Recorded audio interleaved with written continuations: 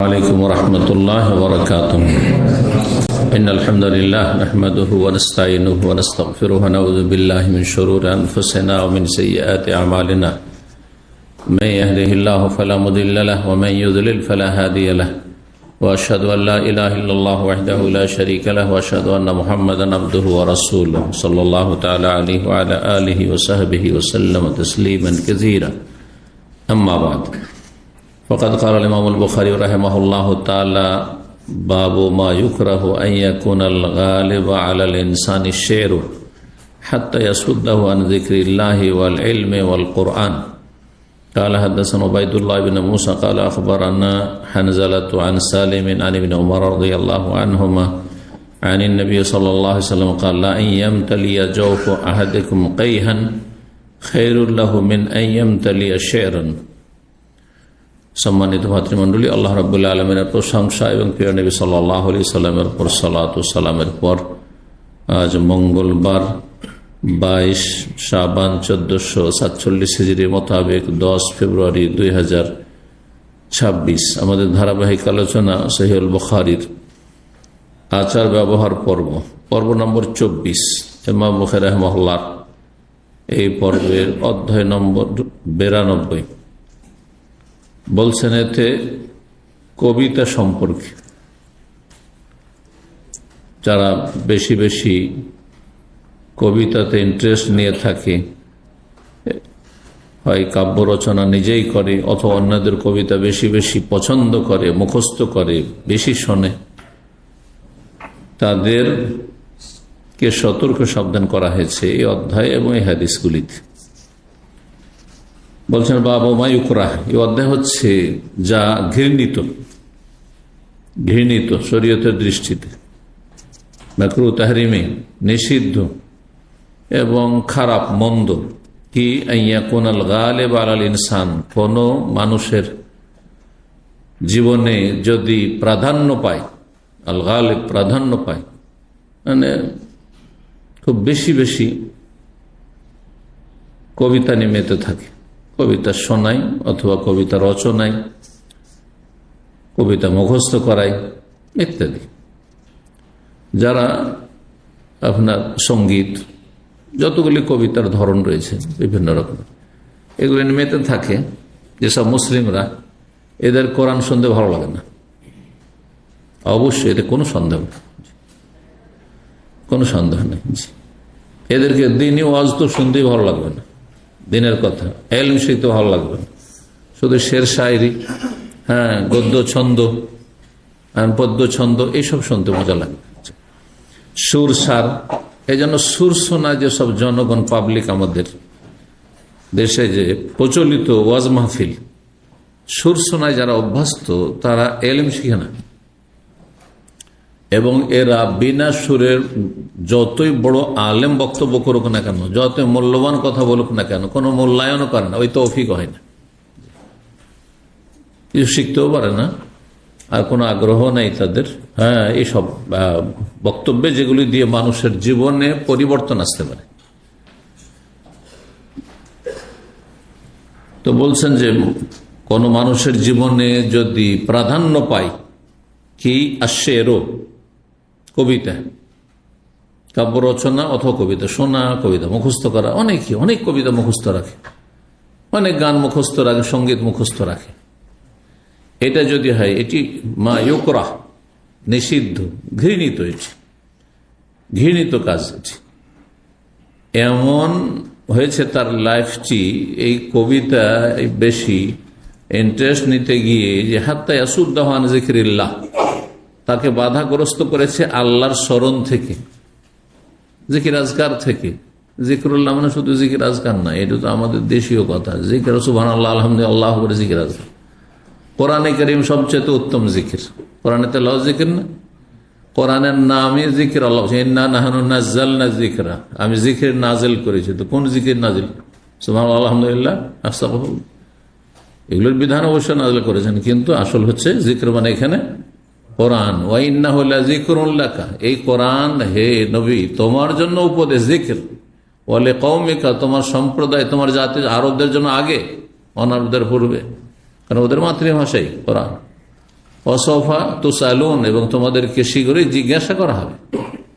সবাইকে জিজ্ঞাসা করা হবে কোরআন সম্পর্কে, কোরআনের কতটা হক আদায় করেছে।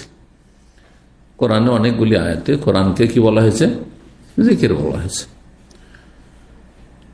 জিকির উপদেশ, কোরআন ছাড়া ওয়াহি উপদেশ, হাদিস সুন্নাহ, জিকির হাতে আসুদহন জিকিরিল্লাহ, সালাত গুরুত্বপূর্ণ জিকির, ওয়াকিমিস সালাতা লিযিকরি, আমার জিকিরের উদ্দেশ্যে সালাত কায়েম করো।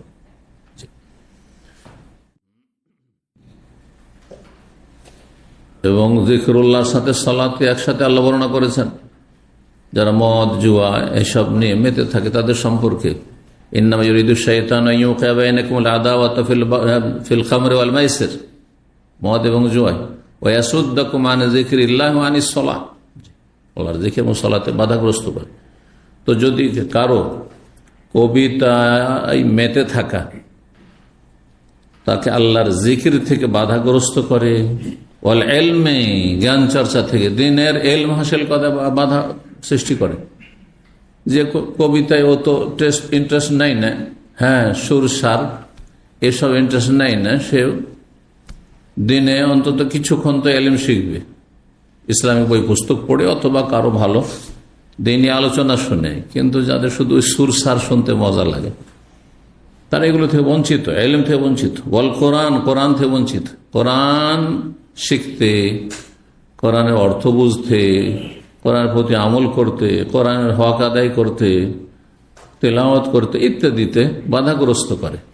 আল্লাহ জিকিরে ইলম হাসিল করায় কোরআন থেকে যদি বাধাগ্রস্ত করে, তাহলে এমন কবিতা সঙ্গীত নিয়ে মেতে থাকা, প্রতিদিন নিয়ম বানিয়ে নিয়েছে যে ঘুমাবার আগে একটু কি শুনবে, সঙ্গীত শুনবে, আপনার জাগরণী শুনবে, মাহফিলে একটা বক্তার পরে পরে একটু জাগরণী দিবে, এসব যাদের অভ্যাস হয়ে গেছে।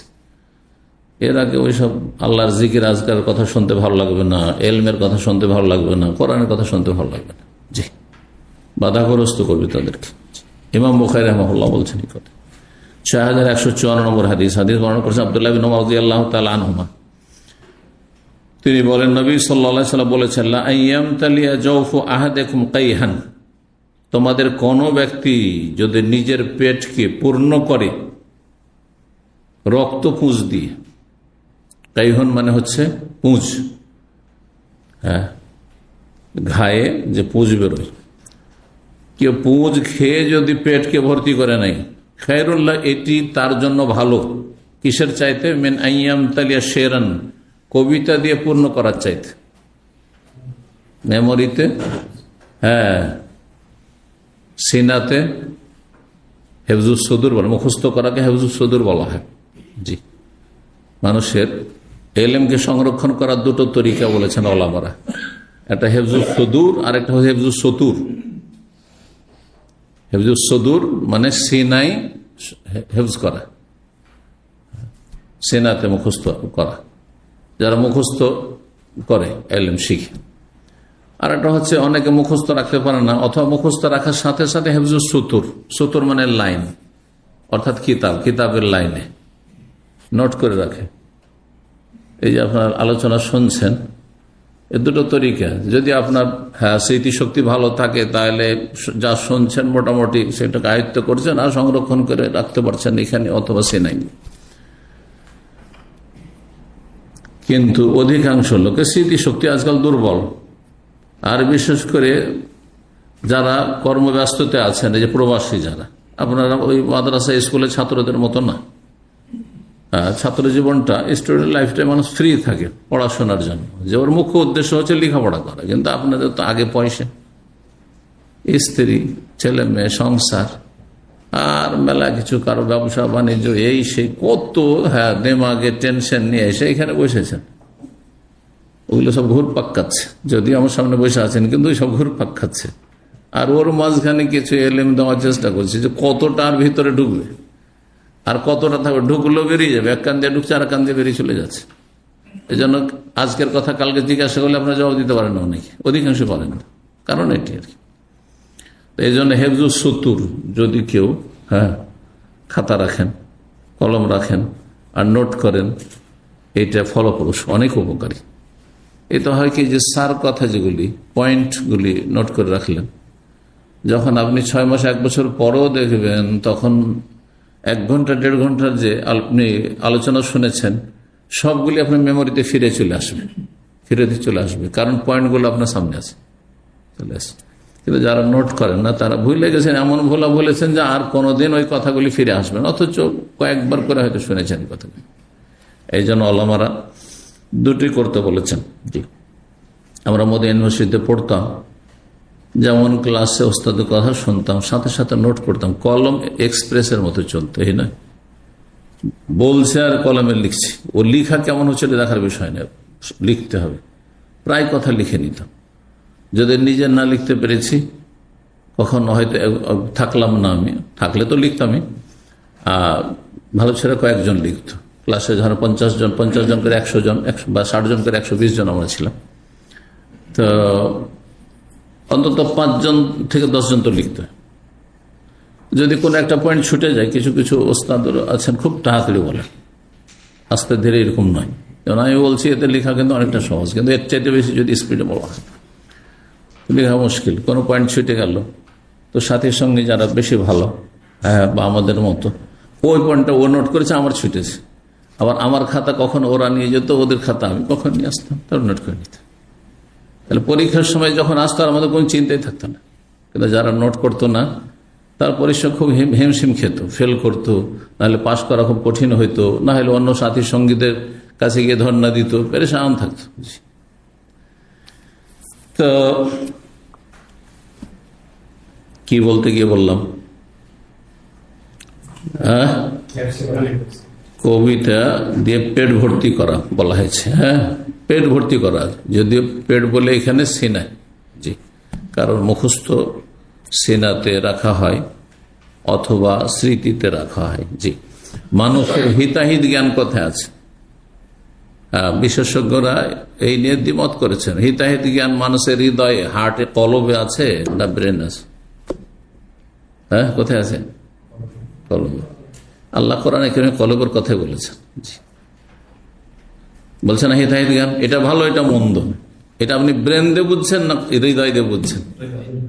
ইন্না ফি যালিকা লাযিকরা লিমান কানা লাহু কলবুন, আল্লাহ বলেছেন। লিমান কানা লাহু দিমাগুন বলেননি, যার মগজ মস্তিষ্ক আছে বলেননি। কিন্তু লাহুম কুলুবুন লা ইয়াফকাহুনা বিহা, কাফেরদের কলব তো আছে কিন্তু বুঝে না, নির্বোধ। বোধ শক্তি তাহলে কিসে আছে? কলবে আছে। এটা কিন্তু সায়েন্সের কথা। জি, তো কেউ যদি কি করে, মুখস্থ রাখে কবিতায়, একজন খুব মুখস্থ, আমার অনেক কবিতা মুখস্থ আছে, ওই ব্যক্তির চাইতে কে ভালো? যার পেটে পুজ ভর্তি আছে, ওর পুজ ভর্তি করা বেশি ভালো ছিল। রক্ত পুজো যদি থাকে, ওইটা তোমার এই কবিতা, যেই কবিতা তোমাকে আল্লাহর দিনের জ্ঞান অর্জন করা থেকে, কোরআন থেকে, জিকির থেকে বাধাগ্রস্ত করবে, বেতে আছো শের শায়রি নিয়ে, নিকৃষ্টদের কাজ এটা। তাহলে সীমিত আকারে মাঝে মধ্যে কখনো যদি হয়, ধরেন একটা অনুষ্ঠানে 2 ঘন্টার অনুষ্ঠান, 1-2 মিনিট কোনো সময় কবিতা পাঠ করলে তো ঠিক আছে, আর সেটা গঠনমূলক যদি হয়। যেমন গতকালকে আলোচনাতে নবী সাল্লাল্লাহু আলাইহি ওয়াসাল্লাম কখনো 1-2 লাইন বলেছেন, কিন্তু আপনি চলছে 10 মিনিট 20 মিনিট আধা ঘন্টার কবিতা, একটু পর পর কবিতা, হ্যাঁ বিনোদনের জন্য না, এতে মানুষ ভালো কথা শুনতে আগ্রহী হবে না। 6155 নম্বর হাদিস, হাদিস মানে আবু রাদিয়াল্লাহু তাআলা আনহু, তিনি বলেন ক্বালা রাসূলুল্লাহ সাল্লাল্লাহু আলাইহি ওয়াসাল্লাম, রাসূল বলেন লা ইয়ামতালিয়া জাওফু আও রাজুলিন, ভাষার পার্থক্য রয়েছে, বিষয়বস্তু একই দুটো হাদিসের। আগেরটি আব্দুল্লাহ বিন ওমর বর্ণনা করেছেন, এটি আবু হুরায়রা, এদিক থেকে সনদিক থেকে পার্থক্য রয়েছে, ভাষার দিক থেকে পার্থক্য রয়েছে, বিষয়বস্তু একই। কি নিন্দা কিসের? হ্যাঁ, কবিতা মুখস্থ করা, হ্যাঁ কবি কাব্য রচনার পিছনে ছোটা, অথবা কবিতায় বেশি মজা নেওয়া, ইন্টারেস্ট নেওয়া, এগুলো নিন্দা রয়েছে হাদিসে। বলছেন রাসূলুল্লাহ সাল্লাল্লাহু আলাইহি ওয়াসাল্লাম, লা ইয়ামতালিয়া জাওফু রাজুলিন, কোন মানুষের পেট যদি ভর্তি হয় কি দিয়ে? কাইহান, রক্তপুঞ্জ দিয়ে, ইয়ারিয়াহু, যেটা সে ভক্ষণ করে, রক্তপুঞ্জ খেয়ে পেটকে ভর্তি করেছে। খায়রুন, এটি তার জন্য ভালো, কিসের চাইতে? মিন আইয়াম তালিয়া শেরান, কবিতা দিয়ে সিনা ভর্তি করার চাইতে, কবিতা মুখস্থ করার চাইতে। কবিতা বেশি মুখস্থ করাটা নিন্দনীয় কাজ শরীয়তের দৃষ্টিতে, কিন্তু একটু মুখস্থ আছে। আচ্ছা, যদি ভালো কবিতা মুখস্থ করে নিন্দনীয় হয়, তাহলে যেগুলি নোংরা অশ্লীলতা গান যেগুলোকে বলা হচ্ছে, বাজনা নাই, বাজনা তো হারাম, মিউজিক হারাম, বিনা মিউজিকও যদি গান হয়, গানে অশ্লীলতা ছাড়া তো গানই হয় না, নোংরামি ছাড়া গান হয় না। ইসলামী সঙ্গীতের নামে যেগুলো দেশে আছে, গজল গতকালকে বলছিলাম, শিরকুফরিতে ভরা রয়েছে, শিরকুফরিতে ভরা রয়েছে, বেদাতে ভরা রয়েছে, নাথ শরীফের নামে। তাহলে আপনাকে অর্থ বুঝে গঠনমূলক মানুষের চরিত্রে পরিবর্তন নিয়ে আসবে, আর মানুষের একটু তাসির হবে, মাঝে মধ্যে যে একটু বলা হয় যেগুলি দ্বারা মানুষের আখলাক আমলের সংশোধন হবে, তাহলে বলা যেতে পারে। ধরেন নামাজের গুরুত্ব, এই রমজান মাস আছে, রমজান মাসের ফজিলত ইত্যাদি, কোরআন শিক্ষার গুরুত্ব, ইসলামী শিক্ষার গুরুত্ব, এর উপরে যদি কাব্য রচনা হয়, কবিতা হয়, সঙ্গীত হয়, ভালো, গঠনমূলক, মানুষের আখলাক চরিত্র গঠন, ভালো মানুষ হওয়া ইত্যাদি, এগুলো হচ্ছে গঠনমূলক কথা। 93 নম্বর অধ্যায় বলছেন বাবু কাউলিন নবী সাল্লাল্লাহু আলাইহি ওয়াসাল্লাম, এই অধ্যায় হচ্ছে নবী সাল্লাল্লাহু আলাইহি ওয়াসাল্লামের বাণী সম্পর্কে। কখনো কখনো নবী সাল্লাল্লাহু আলাইহি ওয়াসাল্লাম বলেছেন এই ভাষাগুলি আরবদের যে অভ্যাস ছিল বলার, কিন্তু সেগুলির শাব্দিক অর্থ উদ্দেশ্য হতো না। কিছু কিছু বাক্য বা শব্দ মানুষ ব্যবহার করে মাতৃভাষায়, যেটার আসল উদ্দেশ্য হয় না, সেটা বাহ্যিক শুনতে খারাপ লাগবে, যারা অভ্যস্ত না সেটিতে, অন্য ভাষাভাষীকে অথবা অন্য অঞ্চলের মানুষকে, কিন্তু আপনাকে খারাপ লাগবে না। এর দু একটি উদাহরণ দেব, বাংলা ভাষা তো অনেক আছে। আরবদের মধ্যে অনেক এইরকম ভাষা ছিল, বাক্য ছিল, যে আরবদের তাদের কথাবার্তায় এসব বাক্যগুলি আসতো, কিন্তু শাব্দিক অর্থ উদ্দেশ্য হইত না। তার মধ্যে একটি হচ্ছে নবী সাল্লাল্লাহু আলাইহি ওয়াসাল্লাম কখনো করবে তারেবাতি আমিনুক, তোমার ডান হাত ধুলোতে মিশে যাক, ধুলো ধূসরিত হোক, হাত ধুলোতে মিশে যাক, অর্থটি তো খারাপ, তোমার ক্ষতি হোক, সর্বনাশ হোক, এগুলি না অর্থ হবে, কিন্তু এই উদ্দেশ্যে বলা হইতো না, এটি বদদোয়া বলে বলা হইতো না। সুতরাং যদি কোনো জায়গার মাতৃভাষায় এ ধরনের কোনো কথা থাকে, এটা আমাদের ভাষায় নেই, কিন্তু আরবদের ভাষায় তখন ছিল, এখনো কিছু আছে, যদিও যুগের পরিবর্তনের সাথে বাক ভঙ্গিমায় পরিবর্তন এসেছে, এতে কোনো সন্দেহ নেই। যেমন স্থান কেন্দ্রিক ভাষা পরিবর্তন হয়, দেখেন আপনার পাশের ডিস্ট্রিক্টের সাথে হয়তো ভাষার মিল আছে, কিন্তু তারপর আরেকটু দূরে গেলে আর ভাষার মিল নেই, পার্থক্য হয়ে যাচ্ছে। ঠিক তেমনি কাল বিশেষেও ভাষার পার্থক্য রয়েছে। 50 বছর আগে যে বাংলা বলা হইতো, আমাদের বাপ মায়েরা যে বাংলা বলতো, দাদা দাদির দিকে যেন তাতে পার্থক্য ছিল, এখন অনেক পার্থক্য হয়ে গেছে। আবার আগামী প্রজন্ম আসলে অনেক পার্থক্য হয়ে যাবে, হবে না? হবে না? তো আরবদের মধ্যে এই ভাষাগুলি তখন ছিল, এখন নাও থাকতে পারে। অন্য এই ধরনের ভাষা রয়েছে যেগুলি বাহ্যিক অর্থ খারাপ, কিন্তু এমনি খারাপ নয়, এটা অহরহ সেগুলো ভাষাতে প্রয়োগ হচ্ছে, কিন্তু উদ্দেশ্য, আসল উদ্দেশ্য এই শাব্দিক অর্থ উদ্দেশ্য নয়। এইরকম আকরা হালকা, তারা বলতো আকরা এবং হালকা। আকরা এবং হালকার দুটো অর্থ করা হয়েছে। কেউ কেউ বলেছে আকরা কে থেকে আকের থেকে, আকের মানে বন্ধা, বাঁঝা হো, নিঃসন্তান হো, অমরাতি আকের কোরআন রয়েছে। জাকারিয়া কি বলেছেন যে আল্লাহ আমার কি করে এই বার্ধক্যে ছেলে মেয়ে সন্তান ভূমিষ্ঠ হবে, আর গর্ভধারণ করে আমার স্ত্রী তো এক তো বুড়ি হয়ে গেছে, তার সাথে আখের বন্ধা, এটি অর্থ। আর আকারায় আখের অর্থ হচ্ছে আহত করা, হত্যা করা, জখম করা, এই অর্থে হয়। সূরা আশ-শামস ওয়া দুহাতে রয়েছে যে সমুদ জাতিকে যে মুজিজা হিসাবে আল্লাহ রাব্বুল ইজ্জত সেই জাতির নবী সালেহ আলাইহিস সালামকে যে উট দিয়েছিলেন, হ্যাঁ, এত বেশি পান করতো যে একদিন উট পান করে সমস্ত পানি শেষ করি তাদের, আর একদিন ওদের জন্য থাকতো, কিন্তু এতে তারা সবর করলো না, সে উঠ, অথচ তাদের সবাইকে এত পর্যাপ্ত পরিমাণ দুধ দিত যে সবার জন্য যথেষ্ট ছিল। আল্লাহ নিয়ামত ছিল সে মজিজ। কিন্তু হতভাগা কাফের, হ্যাঁ, কি করেছিল? হ্যাঁ, এদিন বাসা আশকাহা فقال لهم رسول الله ناقة الله وسقياها فكذبوه فعقروها। তারা সেই উটটিকে আহত করেছিল বা জবাই করে দিয়েছে। প্রথম জখম করেছিল, পা কেটে দিয়েছিল, তারপর জবাই করে আকারে এখন পা কেটে দাও। তো আকরার দ্বিতীয় অর্থ এটি হইতে পারে। আকরার তাহলে প্রথম অর্থ কোন মহিলা কি বলতো? আকরা মানে হ্যাঁ, হে বন্ধা, জি। তারপরে দ্বিতীয় অর্থ যদি হয় তাহলে কি? হ্যাঁ, কি আহত, হ্যাঁ, ক্ষত বিক্ষত। কিন্তু এগুলো শাব্দিক অর্থ হইতো না, বলতো কাউকে বকাঝকার জন্য, তিরস্কার করার জন্য এই ধরনের কথা বলা হতো। হালকা, হালকা, হালাকা ইহালক থেকে যদি হয় তাহলে ওর মানে কি হবে? হ্যাঁ, না, মাথা, মাথা মুন্ডন। হালাক মানে মাথা মুন্ডন না? হ্যাঁ, মুহাল্লিকিন আর রউস ওয়া মুকাসসিরিন আল্লাহ তাখাফু। মুহাল্লিকিন, জি, আল্লাহুম্মা আরহামিল মুহাল্লিকিন, যারা মাথা মুন্ডনকারী তাদের রহম করো। হজ উমরায় ওদেরকে বেশি তো ওদের সাথে তিনবার কেন বেশি?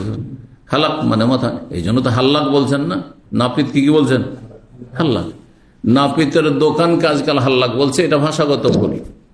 হ্যাঁ, ওইটা হাল্লাকা যদি ঠিক আছে, মাকানুল হালাকা, কিন্তু হাল্লাক মানে হচ্ছে নাপিত, যে চুল ছাটে অথবা বন্ডন করে, হালাকায় হালেক থেকে। তো হালকা মানে মাথা নেড়ি। হ্যাঁ, কিন্তু এসব সব শাব্দিক অর্থ উদ্দেশ্য হইতো না, তাও কি কোনো ক্ষেত্রে এইভাবে বলা হইতো। বাংলা ভাষায় এরকম আছে, বাংলাদেশের অধিকাংশ জায়গায় দুর্বেটা, এটা গেল মনে করছেন না, কিন্তু আমাদের মালদাহে চলে যান আপনি, চাঁপাই নবাবগঞ্জ, রাজশাহী যান, কাউকে বেটা বলবেন না, খবরদার দিকে, না তো মার খেয়ে যাবেন, মার খেতে হবে। কেন? আমরা দেখি ছোটকালে এক ছেলে আর এক ছেলেকে গাল দিচ্ছে, বেটা আমার, মারামারি শুরু হয়ে গেল, তুই মারামারি শুরু হলো। তুই আমার মাকে বিয়ে করেছিস, তুই আমাকে বেটা বললি? বেটা মানে কি? ছেলে, হ্যাঁ, মানে ওর নিজের ছেলে। মারামারি শুরু হয়ে গেল। আচ্ছা, কিন্তু অন্য এলাকায় শালা গাল, আপনারা শালা কেউ বলবেন না, কিন্তু চাপে নবাবগঞ্জের এক বক্তা বলছে দূর শালা, ওর বক্তব্য আছে ইউটিউবে, কথা বুঝতে পেরেছেন? দূর শালা, বুঝতে পারছেন? এটা গাল নয়, মালদাতে কোনো গাল নয়, এটা কাউকে এমনি বন্ধু বান্ধব, আরে শালা, মারামারি করবে না কিন্তু ওখানে, কিন্তু আপনারা মারামারি করে নেবেন। হ্যাঁ, আমার বোনকে তুই বিয়ে করেছিস, খারাপ কথা বললি তুই, বুঝতে পারছেন না? তো এগুলি শাব্দিক অর্থ হয় না, ঠিক আরবদের এই ভাষাগুলি একেবারে। তো 6156 নম্বর হাদিস, মা আয়েশা রাদিয়াল্লাহু তাআলা বলছেন, ইন্না আফলাহ আখা আবিল কোয়াইস, আবুল কোয়াইসের ভাই আফলাহ নামক ব্যক্তি, নাম ছিল আফলাহ, একবার নবী সাল্লাল্লাহু আলাইহি সাল্লামের সহোদরী মা আয়েশা রাদিয়াল্লাহু তাআলার বাড়িতে চলে এসেছে। আসার পর ইস্তাজানা আলাইয়া, আমার কাছে অনুমতি চেয়েছে বাড়িতে ঢোকার জন্য, বাড়িতে প্রবেশ করার জন্য। বাদামা নাজাল হিজাব, পর্দার বিধান নাজেল হওয়ার পরে, 6ষ্ঠ হিজরিতে পর্দার বিধান নাজেল হয়েছে। পর্দার বিধান নাজেল হয়ে গেছে, তার মানে চেহারা দেখা হারাম। তার আগে চেহারা খুলে শালীনতার সাথে মুসলিম নারীরা চলাফেরা করতেন, কিন্তু হেজাবের পরে চেহারা ঢাকতেন। চেহারা ঢাকার জন্য ফরজ, অজেব, এটি সঠিক মত। ফকুল, তো অনুমতি চাইল কে? আফলা, যে আমি বাড়িতে আসতে পারি কি? কারো বাড়িতে গেলে অনুমতি চাইতে হবে। ফকুল, তো আমি বললাম, ওয়াল্লাহি, আল্লাহর কসম করে বলছি, লা আযুন আল্লাহ, আমি অনুমতি দেব না, হাত্তা আস্তাযিনা রাসূলুল্লাহ, যতক্ষণ পর্যন্ত রাসূলুল্লাহর কাছে অনুমতি না নেব। উনি যদি বলেন যে ওর ঢোকা আমার বাড়িতে জায়েজ হবে, তাহলে দেবো, না দেবো। ফাইন্না আখা আবিল কোয়াইস, কেন সে অনুমতি চেয়েছিল?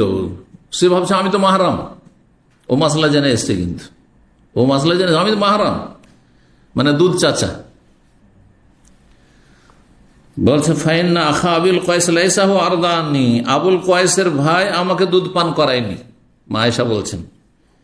ওয়ালাকিন আরদাতনি ইমরাত আবুল কয়েসের স্ত্রী আমাকে দুধ পান করিয়েছেন। তো আবুল কয়েসের স্ত্রী দুধ পান করাইলো, তো আমার দুধ বাপ কি হইল?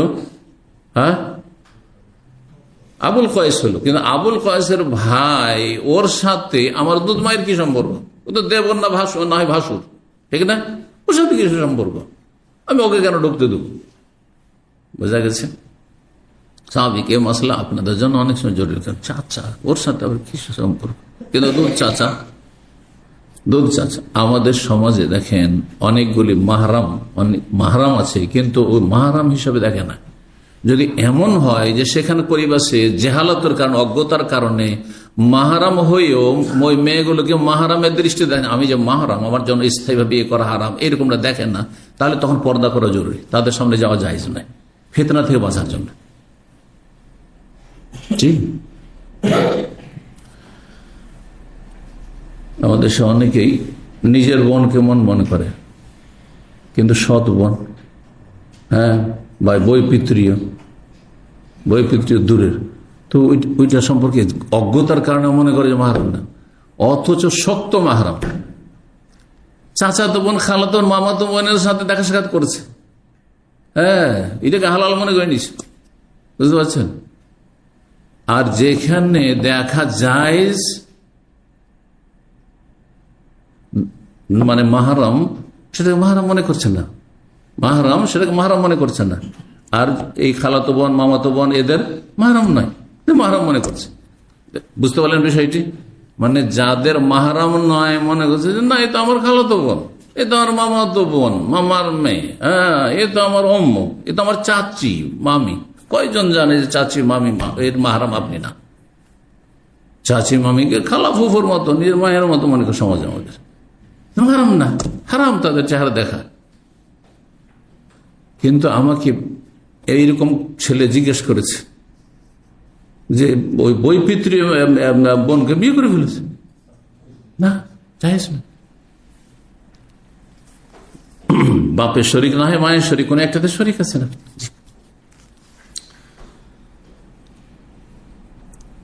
ফাদাখাল আলিয়া রাসূলুল্লাহ সাল্লাল্লাহু আলাইহি ওয়াসাল্লাম, রাসূলুল্লাহ সাল্লাল্লাহু আলাইহি ওয়াসাল্লাম আমার কাছে তারপরে আসলেন। ফাকুলতু, আমি বললাম, ইয়া রাসূলুল্লাহ, আল্লাহ রাসূল, ইন্নার রাজুলা লাইসা হুয়া আরজানি, এই লোকটি তো আমাকে দুধ পান করায়নি, এমনকি ওর ভাইও দুধ পান করায়নি। কে দুধ পান করেছে? ওর ভাইয়ের স্ত্রী আমাকে দুধ পান করেছে। ওয়ালাকিন আরযাতনি ইমরাতুহু, এই আবুল কয়েসের স্ত্রী আমাকে দুধ পান করেছে, ও আমার দুধ মা হইল। কাল নবী সাল্লাল্লাহু আলাইহি ওয়াসাল্লাম, ইযনি লাহু, অনুমতি দিতে বল, ফাইন্নাহু আম্মুকি, সে হচ্ছে তোমার দুধ চাচা। চাচা বংশীয় সম্পর্কের কারণে যারা মাহারাম, দুধের সম্পর্কের কারণে মাহারাম, এই বিষয়টি না। আমাদের দেশে কয়জন এই মাসলাকে এইভাবে গুরুত্ব দিয়ে রাখে যে দুধ বোন কে নিজের বোনের মতো মনে করতে হবে। হয়তো তো পর অন্য বংশের নয়, খারাপ নজরে দেখতে পারে। এই ঝুঁকি থাকে, ইমানের দুর্বলতা, দিনের জ্ঞানের দুর্বলতা, শোচনীয়তা, তাহলে পর্দা করতে হবে। কারণ ফিতনা থেকে বাঁচতে হবে, ফিতনা থেকে বাঁচতে হবে।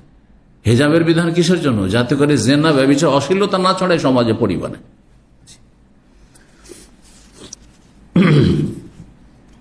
অনুমতি দিতে দাও, সে তোমার দুধ চাচা। তারিবাত ইয়ামিনুকে, তোমার হাত ধুলো ধূসরিত হোক। ভুল বুঝেছ, কিন্তু এটি গাল নয় বা বদদোয়া নয়। কালা ওর অরবল ফাবেজালে কানাত আয়েশা তাকুল, তারপর থেকে আয়েশা রাদিয়াল্লাহু তাআলা আনহা যখন ফতোয়া দিতেন, মহিলাদের বলতেন যে হাররিমু মিরা রাদাত মা ইয়াহরুমিন নিসা, তোমরা হারাম মনে করবে দুধ পানের মাধ্যমে, দুধ পানের সম্পর্কের মাধ্যমে যেসব নিকট আত্মীয়দেরকে তোমরা হারাম মনে করো, মাহারাম মনে করো, মিরান নাসা, বংশীয় সম্পর্কের কারণে। বংশীয় সম্পর্কের কারণে যারা মাহারাম, তারা দুধ পানের কারণেও মাহারাম। যেমন নিজের ভাই তেমনি দুধ ভাই, হ্যাঁ, নিজের বাপ তেমনি দুধ বাপ, এইভাবে। নিজের চাচা যেমন মাহারাম তেমন দুধ চাচা, এইভাবে। মামা, দুধ মামা।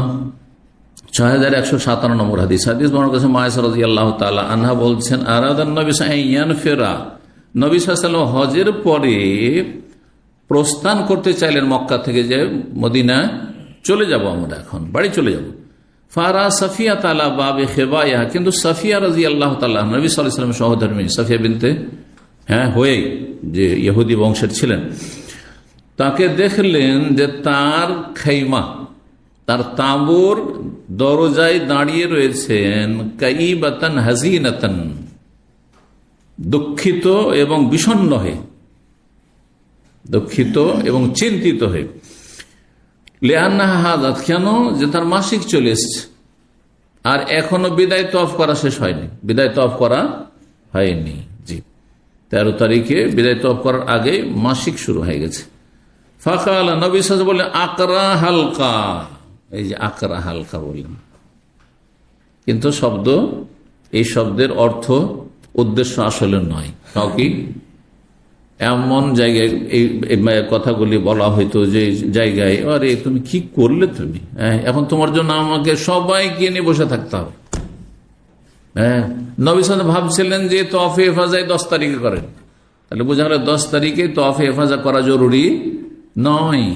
যদি কারোর সাথে ফ্যামিলি থাকে অথবা বাচ্চারা থাকে, 11 তারিখে 12 তারিখে 13 তারিখে তওয়াফে ইফাজা, মানে 10 তারিখে যে ফরজ তওয়াফ রকন সেটি করে তো জায়েজ রয়েছে, যদিও 10 তারিখে করা হচ্ছে উত্তম। তো নবী সাল্লাল্লাহু আলাইহি ওয়াসাল্লাম ভাবলেন যে এমনটা যদি হয়, তো নবী সাল্লাল্লাহু আলাইহি ওয়াসাল্লাম স্ত্রীর জন্য যেতে পারবেন না, আর যখন নবী যেতে পারবেন না তো কোনো সাহাবী যাবেন না, তো সবাইকে বসে থাকতে হয় 1 সপ্তাহ ধরে, 5 দিন 7 দিন হয়তো মাসিক চলবে। তো বলেন আকরা হালকা, আকরা হালকার অর্থ লোগাত করে, সেটি কোরেশদের ভাষা, কোরেশদের মাতৃভাষায় এই বাক্যগুলি প্রয়োগ হইতো, কিন্তু শাব্দিক অর্থ উদ্দেশ্য ইন্নাকা লাহাবিসাতুন, তুমি মনে হয় আমাদেরকে বাধাগ্রস্ত করে ফেলবে, এখানে আমাদেরকে বসিয়ে দেবে। সুম্মা কালা, তারপরে জিজ্ঞেস করলেন আকুনতে আফাজতি ইয়াওমান নাহার, কোরবানির দিনে তুমি কি তওয়াফে ইফাজা করেছো?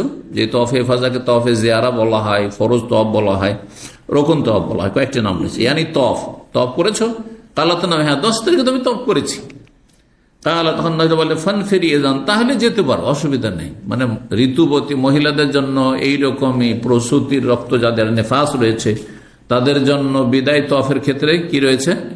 ছাড় রয়েছে, সেটি তাদের জন্য ওয়াজিব নয়, তাদের ছাড়া অন্যদের জন্য ওয়াজিব। 94 নম্বর অধ্যায় হচ্ছে বাবু মাজা ফি জাম। এই অধ্যায় হচ্ছে যে হাদিসগুলি এসেছে জাম বলা সম্পর্কে। জাম মানে তাদের ধারণা, তারা এইরকম ধারণা পোষণ করে, এই ধরনের কথা বলা যাবে কিনা, যে ওই লোকদের এইরকম ধারণা, অমুক ব্যক্তি এইরকম ধারণা রাখে, এ ধরনের কথা বলা যাবে কিনা। কারণ ধারণা সম্পর্কে আল্লাহ নিষেধ করেছেন, ইজতানিবু কাসীরা মিনাজ যান, তোমরা খুব বেশি ধারণা থেকে বেঁচে থাকো। কারণ খুব বেশি ধারণা আইডিয়া, আনুমানিক কথাবার্তায় মানুষ ভুল করে। আপনি একটা ধারণা করছেন কিন্তু আপনার ধারণা ভুল, গুনাহগার হয়ে গেলেন।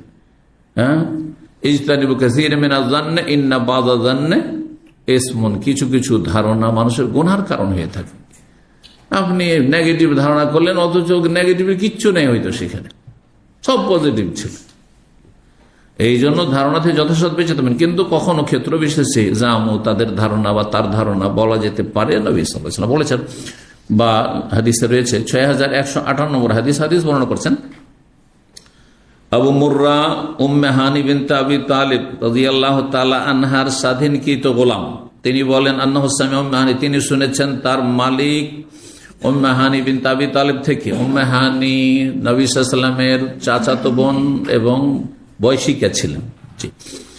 তখন তিনি বলেন যাহাবতু ইলা রাসূলিল্লাহ আমাল ফাত, আমি রাসূলুল্লাহ সাল্লাল্লাহু আলাইহি ওয়াসাল্লামের কাছে গেলাম মক্কা বিজয়ের বছর, বরং মক্কা বিজয়ের দিনে, মক্কা বিজয় হয়েছে তারপরে। ফাওয়াজাদতুহু ইয়াগতাসিল, গিয়ে দেখলাম কে গেলেন? উম্মে হানি গেলেন রাসূলুল্লাহ সাল্লাল্লাহু আলাইহি ওয়াসাল্লাম যেখানে ছিলেন সেখানে। বলছেন তাকে পেলাম তিনি গোসল করছেন। ও ফাতেমা ইবনাত তাসতারুহু, যখন গোসল করছিলেন তখন ফাতেমা রাদিয়াল্লাহু তার কন্যা তাকে পর্দা দিয়ে ঘিরেছিলেন। তার মানে এই না যে বিবস্ত্র হয়ে। দেখেন যারা ভদ্র মানুষ তারা খালি গায়ে গোসল করবে না। আমাদের দেশে গ্রামে গঞ্জে টিউবওয়েলের কাছে আর কূপের কাছে দেখা যায় খালি গায়ে গোসল করছে না, লুঙ্গিটা পরে আছে আর গোসল করছে। এইটা তো গোসল, নদীতে গোসল করছে, লুঙ্গিতে শুধু আছে আর কিচ্ছু নেই। রাস্তায় গোটা গ্রামে এই মাথাতে ওই মাথা চলাফেরা করছে, খালি গায়ে চলাফেরা করছে। ওই ট্রেডিশনটা এইখানেও নিয়ে এসে অনেক ব্যাচেলার ভাইদের রুমে হঠাৎ করে গেলে পাকশা করছে একেবারে খালি গায়ে। ভাই আরব দেশের একটু ট্রেডিশন খেয়াল রাখবে না, এদেশে এটা কখন দেখেছেন? এটা ছোট বাচ্চাকে 1 বছর বাচ্চা, সৌদিদের বাড়িতে গেছেন, আরবদের বাড়িতে কখনো বাসাতে গিয়েছেন? যারা গিয়েছেন তাদের বলছি, 6 মাস 1 বছরের বাচ্চাকে খালি গায়ে কোনদিন দেখেছেন? দেখবেন না। তাহলে এখানে এটা আইবের কথা যে মানুষ খালি গায়ে থাকবে, গেঞ্জিটাও থাকবে না, বুঝতে পারছেন না? তো যেখানে যেমন সেখানে তেমন চলা উচিত। আমার অসুবিধা ডেকে একটা গেঞ্জি গায়ে দিয়ে পাকশাক করতে অসুবিধা ডেকে কিচেনে থাকবে অসুবিধা, আমি না জায়েজ বলছি না, কিন্তু কথা হচ্ছে একটা ভদ্রতা, হ্যাঁ, সামাজিকতা, আর একটা হচ্ছে অভদ্রতা, বুঝতে পারছেন না? আমরা গ্রামে দেখতাম আমাদের যুগে যে সবাই অন্তত নিজের বাড়ির উঠানে, মানে বাড়ির বাইরখানে, আমাদের তো গ্রামে গঞ্জে বড় একটা উঠান থাকতো যেখানে গরু ছাগল ইত্যাদি থাকে, হ্যাঁ, একটা কবিতার খোপ আছে, তো সেখানে সবাই খালি গা বসে থাকতো। আমি জীবনে, ছাত্র জীবনে কখনো গেঞ্জি ছাড়া বেরোয়নি, বাড়ির গেটের বাইরে বেরোয়নি, কারণ আমাকে কেমন লজ্জা লাগতো, লঙ্গি তার সাথে কমপক্ষে গেঞ্জি, বুঝতে পারছেন? দেশে এটা ছোট দিয়ে একটা অভ্যাস ছিল, তো লজ্জার বিষয়।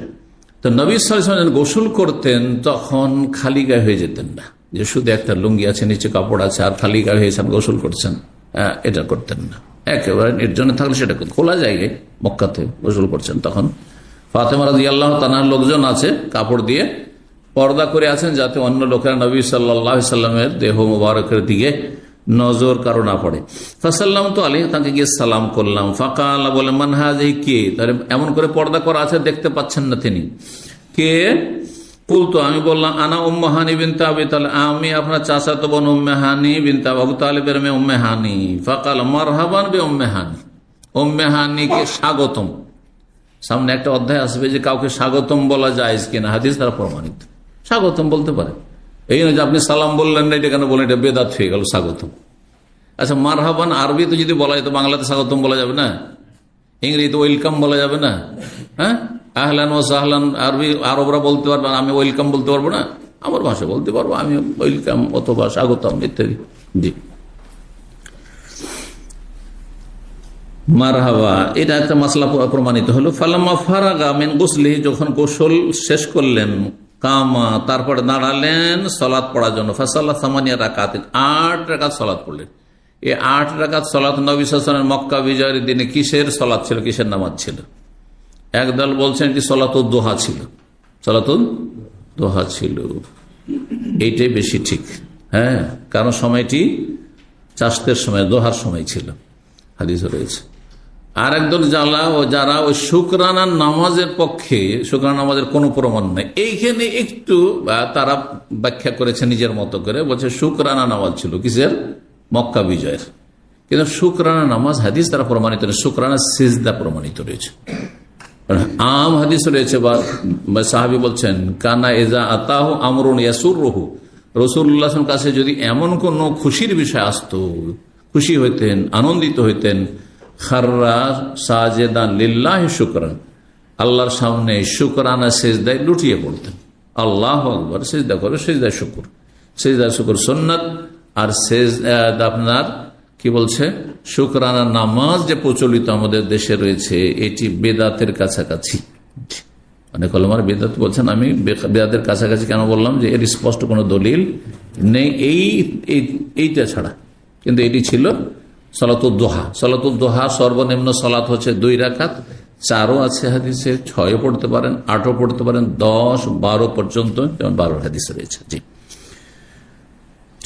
তো বলছেন যে সালাতে দাঁড়িয়ে এখানে 8 রাকাত নামাজ পড়লেন। মুলতাহিফান ফি সাবিন ওয়াহদি, একটি কাপড় শরীরে জড়িয়ে। তো একটি কাপড় পরে সালাত পড়া যাবে? কারো জুব্বা আছে, নিচে কিচ্ছু নেই, পায়জামা নেই, আন্ডার প্যান্টও নেই, আপনি শুধু জুব্বা পরে নামাজ পড়েন, বাস। এমন জুব্বা না হয় পাতলা কাপড়ে যে সবকিছু দেখা যাচ্ছে, মোটা কাপড় যে রঙিন গুলো, যেমন অসুবিধা নেই, কিন্তু সাদা কাপড়ে হয়তো নজর আসতে পারে, তখন ছেড়ে চলবে না।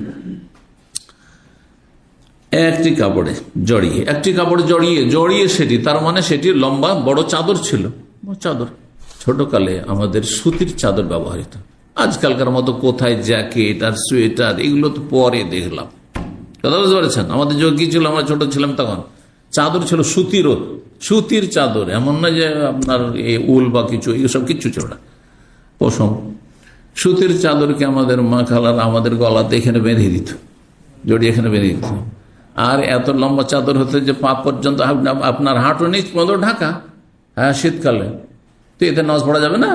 নামাজ পড়া যাবে। একটা কাপড়, আর কিছুই যদি ভিতরে প্যান্ট নাই, পায়জামা নেই, লুঙ্গি নেই, সব ঢাকা আছে, যদি ঢাকা থাকলেই হইল, হাঁটু নিচ পর্যন্ত ঢাকা থাকলেই হইল, একটি কাপড়ে। নবী সাল্লাল্লাহু আলাইহি ওয়াসাল্লাম এইভাবে, সাহাবারা এইভাবে একটি কাপড়ে থাকতেন। অনেকে, সবাই না হলো, অভাবী বেশি ছিল। ফালাম্মান সারাফা, যখন ফিরলেন সালাত থেকে, কুলতু ইয়া রাসূলুল্লাহ, আমি বললাম, কে বলছেন? মাহানি বলছেন, হে আল্লাহর রাসূল, অভিযোগ নিয়ে এসেছেন, জামা ইবনে উম্মি, আমার মায়ের সন্তানের ধারণা। এই যে আমার মায়ের সন্তান কে? আলী ইবনে আবি তালেব। আলী ইবনে আবি তালেব উম্মে হানি রাদিয়াল্লাহু তাআলা আনহার স্বামীর ভাই, মানে দেবর অথবা ভাসুর। সে ছিল কাফের, সে ছিল তখন পর্যন্ত কাফের। কিন্তু নবী সাল্লাল্লাহু আলাইহি ওয়াসাল্লাম বলেছেন যে যারা সারেন্ডার করবে তারা নিরাপদ, যারা লড়াই যুদ্ধ করবে না, সারেন্ডার করবে, আবু সুফিয়ান বাড়িতে ঢুকলেও নিরাপদ, হারামে মক্কায় কাবা ঘরে ঢুকে গেলেও নিরাপদ, হাদিস রয়েছে। এইসব কথা যখন বললেন, তো এই আলী রাদিয়াল্লাহু তাআলা আনহুর খুব রাগ ছিল এর উপর। এই ইবনে হুবাইরা, এর নাম ছিল ফুলান ইবনে হুবাইরা, হুবাইরার ছেলে, এই উম্মে হানির স্বামীর ভাই, দেবর হোক অথবা ভাসুর। কেন? কারণ সে কট্টর কাফের ছিল, আর তার মধ্যে বিদ্বেষ ছিল। তাই একে পেলে আমি মারবো, একে শেষ করে দেবো। একে আলী রাদিয়াল্লাহু তাআলা যেমনই পেয়েছেন তাকে খুন করবেন, হত্যা করবেন, কাফের, আর সে বিদ্বেষী সব কাফের, জুলম অত্যাচার করেছে। কিন্তু নবী সাল্লাল্লাহু আলাইহি ওয়াসাল্লাম সবাইকে নিরাপত্তা দিয়েছেন যে কেউ যদি অস্ত্র ধরে লড়াই না করতে আসে তাহলে নিরাপদ, আর সবাইকে সাধারণ ক্ষমার ঘোষণা করেছিলেন। তা আমার মায়ের সন্তান কেন বললেন, বাপের সন্তান কেন বললেন না? হ্যাঁ হ্যাঁ বলেন। হ্যাঁ, অথচ আলী ইবনে আবি তালেব, আর এ উম্মে হানিও হচ্ছে আবু তালেব। হ্যাঁ, যেমন আমরা বলি আমাদের ভাষায় যে আরে আমরা একই মায়ের পেটের ভাই রে, আর তুই এরকম ব্যবহার করছিস, বলেছেন? বলেন না? বলছি না আমরা? কেন? ওতে মানুষের নিজের সম্পর্কের গভীরতা দেখায় মানুষ। হ্যাঁ, একই মায়ের পেটের ভাই, একজন আরেকজনের টাকা পয়সা বেইমানি করছে, জুলম অত্যাচার করছে, কি আশ্চর্য কথা! শুধু মায়ের পেটের ভাই আর একই বাপের সন্তান নয়, কিন্তু বাপের চাইতে মায়ের সম্পর্কটি বেশি গভীর, সেই জন্য মানুষরা এইভাবে বলে থাকে। তাই বলেছেন জামা ইবনে উম্মি, আমার মায়ের সন্তানের ধারণা, আন্নাহু কাতিলুন রাজুলান, সে একজন লোককে সে হত্যা করবে। কাদ আজারতু, আর আমি তাকে নিরাপত্তা দিয়ে দিচ্ছি। এই যখন ইবনে হুবাইরা দেখলো যে আমাকে মেরে দিবে, তো উম্মে হানির বাড়ি থেকে লুকিয়ে গেছে। যে উম্মে হানি যেহেতু নবী সাল্লাল্লাহু আলাইহি সাল্লামের বড় বোন এবং ছোটকালে নবী সাল্লাল্লাহু আলাইহি সাল্লামকে আদর যত্ন করে কোলে করেছেন, তো সেখানে গেলে জানটা বেঁচে যাবে আমার। আলী রাদিয়াল্লাহু তাআলা বাড়িতে ঢুকে মারবো, শেষ করে দেবো। তখন ছুটে চলে এসেছেন নবী সাল্লাল্লাহু আলাইহি সাল্লামের কাছে যে আমি ওকে আশ্রয় দিয়েছি, আর আমার এই ভাই আলী বলছে না, একে হত্যা করবো। রাসূলুল্লাহ সাল্লাল্লাহু আলাইহি ওয়াসাল্লাম তখন উম্মে হানির পক্ষে বললেন কাদ আজারনা মান আজারতি ইয়া উম্মে হানি, হে উম্মে হানি, তুমি যাকে নিরাপত্তা দিয়েছো আমরাও তাকে নিরাপত্তা দিয়ে দিলাম। নবী সাল্লাল্লাহু আলাইহি ওয়াসাল্লাম তারপরে বললেন, এমনকি উম্মে হানির বাড়ি থেকেও যদি আশ্রয় নেই, তাহলে সেও নিরাপদ, কেউ পারবেন। এই ঘটনাটি চাস্তের সময়ের ছিল, পূর্বাহ্নের সময়। দোহা মানে চাস্ত বেশি বুঝে মানুষ, পূর্বাহ্নের নামাজ আজকাল লোকেরা বুঝবেন। পূর্বাহ্ন দুপুর বেলার আগে, সূর্য ওঠার 15 মিনিট পর থেকে শুরু হয় এই সময়টি, আর সূর্য মাথার উপর আসার আগ পর্যন্ত 10-15 মিনিট আগ পর্যন্ত, একবার ঠিক মাথার উপরে যখন চলে যাবে সূর্য তখন সালাত পড়বেন না। দোহা, এই জন্য এই সালাতকে কি বলা হয়? সালাতুদ দোহা। আর দোহাকে ফার্সি ভাষায় চাস্ত বলা হয়, এই জন্য চাস্তের নামাজ বলা হয় আমাদের দেশের ভাষা। জান জি। 95 নম্বর অধ্যায় বলছেন বাবু মাজা ফি কওলি রাজা ওয়াইলাক। এই অধ্যায় হচ্ছে কোন ব্যক্তি যদি বলে ওয়াইলাক, তোমার সর্বনাশ, তোমার দুর্ভোগ, কথাটি মনে হচ্ছে বদদুয়া। কারণ কোরআন রয়েছে ওয়াইলুল লিকুল্লি হুমাযাতিল লুমাযা, ফাওয়াইলুন ইয়াওমাইযিল লিল মুকাজ্জিবিন, আছে না? জি, ফাওয়াইলুল লিল মুসাল্লিন, ওই সব চোর মুসল্লিদের জন্য ওয়াইল, দুর্ভোগ, ওয়াইল নামক জাহান্নাম বা দুর্ভোগ। জি, তো ওয়াইল মানে দুর্ভোগ, ওয়াইল মানে সর্বনাশ, ওয়াইল মানে আক্ষেপ, হ্যাঁ, ওয়াইল মানে ক্ষয়ক্ষতি ইত্যাদি, হালাক, ধ্বংস ইত্যাদি হয়। কিন্তু ভাষায় যদি তাদের এটি সেই শাব্দিক অর্থ উদ্দেশ্য না হয় তাহলে জায়েজ, শাব্দিক অর্থ উদ্দেশ্য না হয় তাহলে জায়েজ। তা আরবরা ওয়াইল বলতো নিজের ভাষায়, কিন্তু উদ্দেশ্য সেটিতে ধ্বংস উদ্দেশ্য হইতো না, বরং কাউকে তিরস্কার করা হইতো, কাউকে হালকা বকা হইতো ইত্যাদি। 6159 নম্বর হাদিস বর্ণনা করেছেন আনাস রাদিয়াল্লাহু তাআলা, তিনি বলেন নবী সাল্লাল্লাহু আলাইহি ওয়াসাল্লাম জনৈক ব্যক্তিকে দেখলেন, ইয়াসুকু বাদানাতান, সে একটি উটকে হাঁকিয়ে নিয়ে যাচ্ছে, উটকে হাঁকিয়ে নিয়ে যাচ্ছে, কিন্তু সে পায়ে হেঁটে যাচ্ছে। কত পাগলের পাগল! হ্যাঁ, ফাকালের কাভা, উটের পিঠে চেপে যাও। কালে ইন্নাহা বাদানা ইয়া রাসূলুল্লাহ, এটি হচ্ছে কোরবানির উট। বাদানা মানে কোরবানির উট, এটি বা হাদির উট।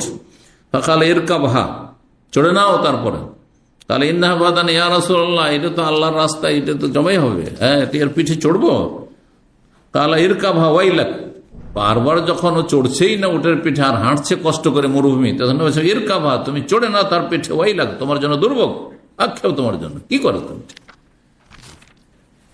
কিন্তু গরুর পিঠে চড়া যাবে না, এই জন্য মহিষের পিঠে চড়া যেতে পারে। মহিষের পিঠে চড়া মানে প্রথা যেহেতু আছে, আর সেটা তার জন্য কঠিন নয়। গাধার পিঠে চড়তে অসুবিধা আছে, খচ্চরের পিঠে চড়তে অসুবিধা আছে, ঘোড়ার পিঠে অসুবিধা নেই। জি, যে কাজের জন্য যেটা সৃষ্টি করা হয়েছে এবং সেটাতে সে সক্ষম, সেই পশু, সেটা জুলম নয়।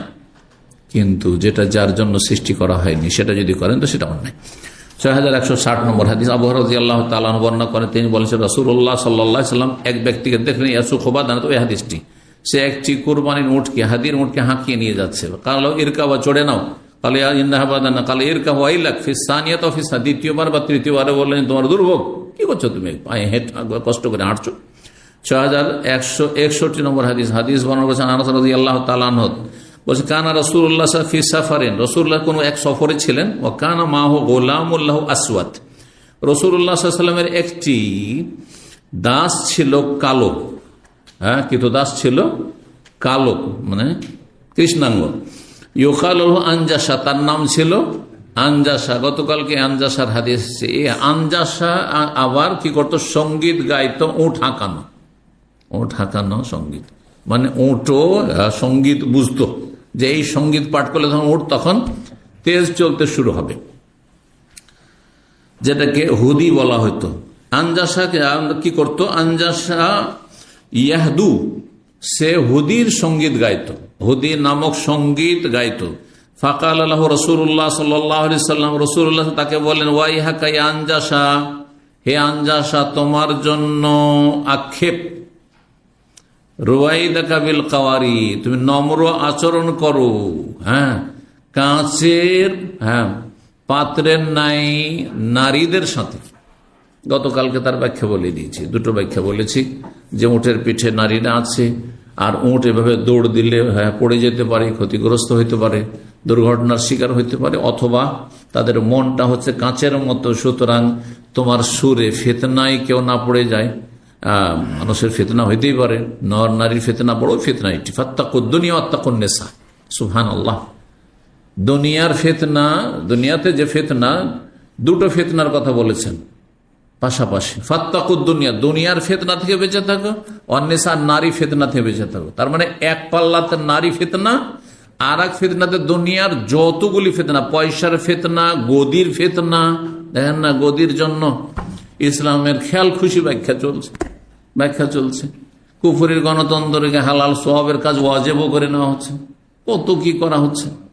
আর এইরকম আপনার এই গদির ফিতনার জন্য মানুষ হারাম খেয়ে যাচ্ছে, হারাম খরচ করছে, আউযুবিল্লাহ।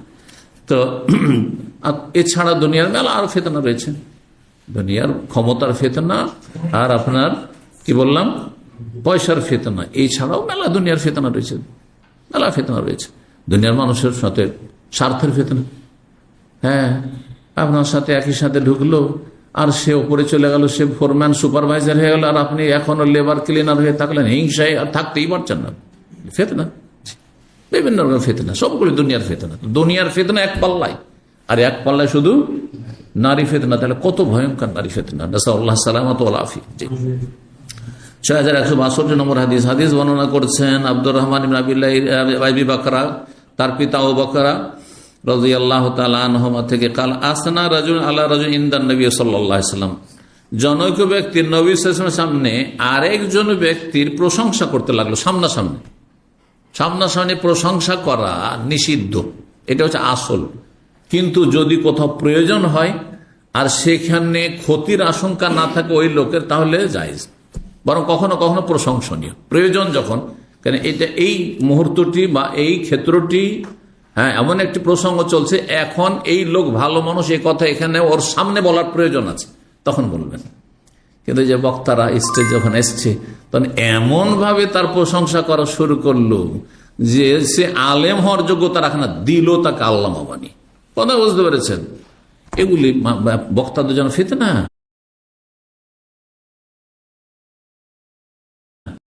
বড়ই ফিতনা। অহংকারে ফেটে পড়বে, তাকওয়ার অভাব থাকে, আল্লাহ বিরুদ্ধের অভাব থাকলে। এই জন্য সামনাসামনি প্রশ্ন করতে নেই। আপনি ভালোবাসেন, তার মাধ্যমে হিদায়াত হচ্ছেন, তার কাছ থেকে কিছু শিখছেন, আপনি চোখের আড়ায় প্রশংসা করেন। চোখের সামনে প্রশংসা করে মানুষের ক্ষতি করবে, অধিকাংশ ক্ষেত্রেই ক্ষতি হয়, অধিকাংশ ক্ষেত্রেই ক্ষতি হয়ে থাকে।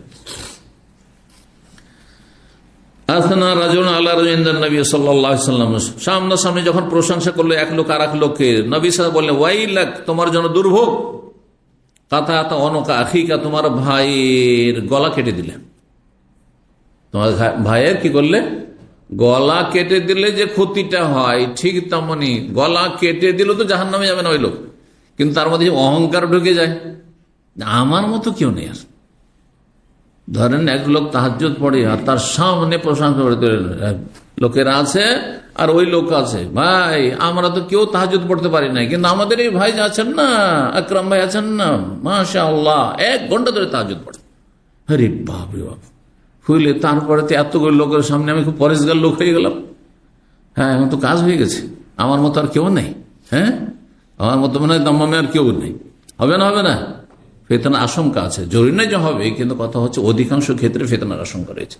সেটা ইবাদত বন্দেগীর প্রশংসা করেন, আখলাক চরিত্রের প্রশংসা করেন, এলেমের প্রশংসা করেন, আর যে কোনো বিষয়ের প্রশংসা, দান সাদকার ক্ষেত্রে দানশীলতার প্রশংসা করেন, সামনাসামনি করবেন না।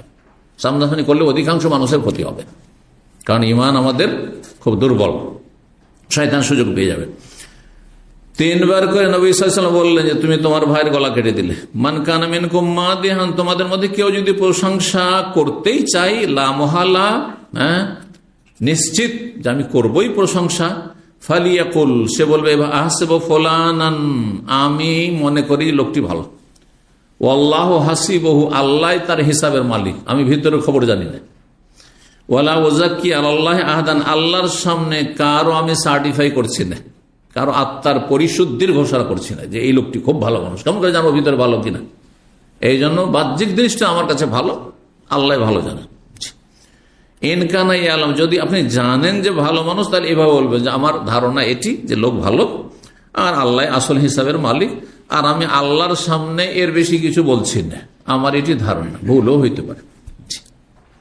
আপনি কোন একটা ছেলে দিলেন প্রশংসা করে, অমায়িক ছেলে একবারে, আর আপনার এই কথা শুনে, হ্যাঁ, কেউ মেয়ে তুলে দিয়ে দিল, হ্যাঁ, আর তারপরে সে ধোঁকা খেয়ে গেল, হ্যাঁ, মানুষরূপী শয়তান ছিল সে, ক্ষতিগ্রস্ত। এই জন্য আপনি বলেন যে ভাই আমি বাহ্যিক দৃষ্টিতে ছেলেটিকে ভালোই দেখছি, কিন্তু আল্লাহ ভালো জানা, তাহলে আরো একটু চিন্তা করুন, আরো দেখুন, আরো বিভিন্ন দিক থেকে বিভিন্ন সূত্রতে খবর নেই। আর আপনি এমন ভাবে প্রশংসা করলেন যে আপনার একবারে অন্ধ হয়ে আপনার কথা শুনে আত্মীয়তা করে ফেলে, ক্ষতি হতে পারে না? ব্যবসা বাণিজ্যের ক্ষেত্রে ওই রকমই, ভাই খুব আমানতদার পেয়েছি, আমার একটা পয়সা মেরে খাইনি, ওর সাথে অনেকদিন কারবার করেছি, এত বলার কি প্রয়োজন? আপনার সাথে এই কাজ করেন, আরেকজনের সাথে করে দিতে পারে। এই জন্য ভাই আমি বাহ্যিক দেখেছি যে লোকটির আমানত আছে, বাকি আল্লাহ ভালো যান, এইভাবে বলবেন আপনি। জি, 6163 নম্বর হাদিস। হাদিস বর্ণনা করেছেন আবু সাঈদ খুদরি রাদিয়াল্লাহু তাআলা, তিনি বলেন বাইনান নবী সাল্লাল্লাহু আলাইহি ওয়াসাল্লাম ইয়াকসিমু যাতা ইয়াউমিন কাসমান, নবী সাল্লাল্লাহু আলাইহি ওয়াসাল্লাম একদিন বাইতুল মালের ধন সম্পদ বন্টন করছিলেন, সেটা গনিমত হোক বা অন্য কোনো ধন সম্পদ হোক, ভাগ বন্টন করে দিচ্ছিলেন সাহাবায়ে কেরামদেরকে, বিশেষ করে নিউ মুসলিম গুলোকে, যাদের ইমান এখনো দুর্বল নড়বড়ে হয়ে আছে, তাদেরকে বেশি দিতেন নবী সাল্লাল্লাহু আলাইহি ওয়াসাল্লাম। কাছের লোককে কম দিতেন না বেশিরভাগ, কারণ তাদের ইমান মজবুত। হ্যাঁ, এতে কোনো সন্দেহ নাই, এরা না পেলেও অসন্তুষ্ট হবে না, কিন্তু এরা যদি না পায়, একটু কম পায়, তো মন খারাপ, মুরতাদ হয়ে যাবে, জাহান্নামে চলে যেতে পারে, শয়তান সুযোগ পেয়ে যাবে। নবী সাল্লাল্লাহু আলাইহি ওয়াসাল্লাম এই বিষয়টি লক্ষ্য রাখতেন। আমাদের পুরাতন ভাইদেরকে এই বিষয়টি অবশ্যই লক্ষ্য রাখতে হবে। আপনাদের এখানে খাওয়া দাওয়ার ক্ষেত্রে, বসার ক্ষেত্রে, অথবা আচার আচরণ ক্ষেত্রে খেয়াল রাখতে হবে। আপনি পুরাতন মানুষ, নতুন মানুষকে হয়তো এমন একটা শক্ত কথা বললেন, এই আপনি এরকম কেন, আমরা একটা কথার জন্য জীবনেও আর এলেম শিখতে আসলো না, ও জাহেলি হয়ে গেল, ক্ষতি করলেন কথা। ভালো আচরণ করবেন না। নবী সাল্লাল্লাহু আলাইহি ওয়াসাল্লাম বাশশিরু, আশ্বস্ত কর মানুষকে, সুসংবাদ দাও, ওয়ালা তুনাফিরু, ঘৃণা ছড়ায়ও না, কাছে টানার চেষ্টা করবেন। জি, শক্ত ভাষায় যদি বলতে হয় তো ওস্তাদ বলবেন, এবং পুরাতনদেরকে বলবেন, উনি জানেন যে কাকে বললে ও অসুবিধা নেই, ও বকা খেলেও আসবে। আর আমি জানি যে একটু বকা দিলে আর ওকে খুঁজে পাওয়া যাবে না, কথা বুঝতে পেরেছেন। আপনি যথাসাধ্য ভালো আচরণ করে মানুষের। ফাকালা, বললে জুল খুয়াইসারা, নবী সাল্লাল্লাহু আলাইহি ওয়াসাল্লাম ভাগ বন্টন করছিলেন। জুল খুয়াইসারা ইয়ামানি এই লোক ছিল, বানু তামিম, তামিম গোত্রের। আজকাল তামিমি একটা বংশ আছে না, ওই যুগের তামিমি থেকে তামিম, অনেক শাখা প্রশাখা হয়েছে, কিন্তু তার তামিমের নামটি আছে এখনো। এই তামিম গোত্রের এক লোক বলে, ইয়া রাসূলুল্লাহ, আল্লাহ রাসূল, এদিল, আপনি ইনসাফ করুন, আপনি ন্যায় বিচার করুন, ন্যায়সঙ্গত ভাগ বন্টন করুন। কালা ওয়াইলাকা, তোমার দুর্ভোগ, তোমার জন্য আক্ষেপ।